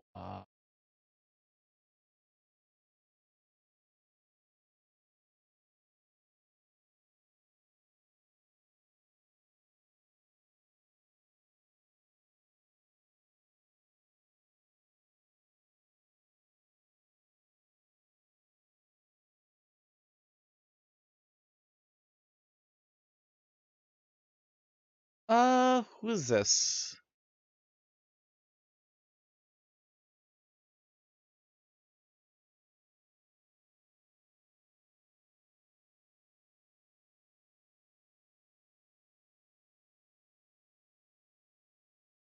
Yeah, I think keeping up with my trying to raid into people who are playing the Great Ace Attorney Chronicles, we're going to be raiding another VTuber who is also currently playing the Great Ace Attorney Chronicles.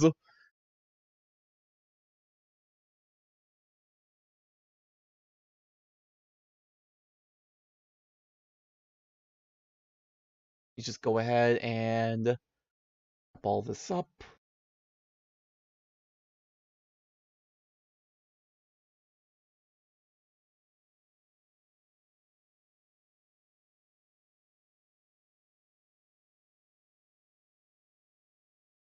We're going to be rating one Clover Kiyomi. They're currently playing the Great Ace Attorney Chronicles. It looks like they are in the first half of Case 5 of the first Great Ace Attorney game. So a fair bit of ways, but they're closing in on the end of the first half of the game. Like I said before, no stream for tomorrow. I'll try to fit in a couple streams at some point next week. I really want to finish this before the year is over. I'm gonna try. I am manifesting it. But thank you everybody for joining me. I hope to see you for the next stream. See you then!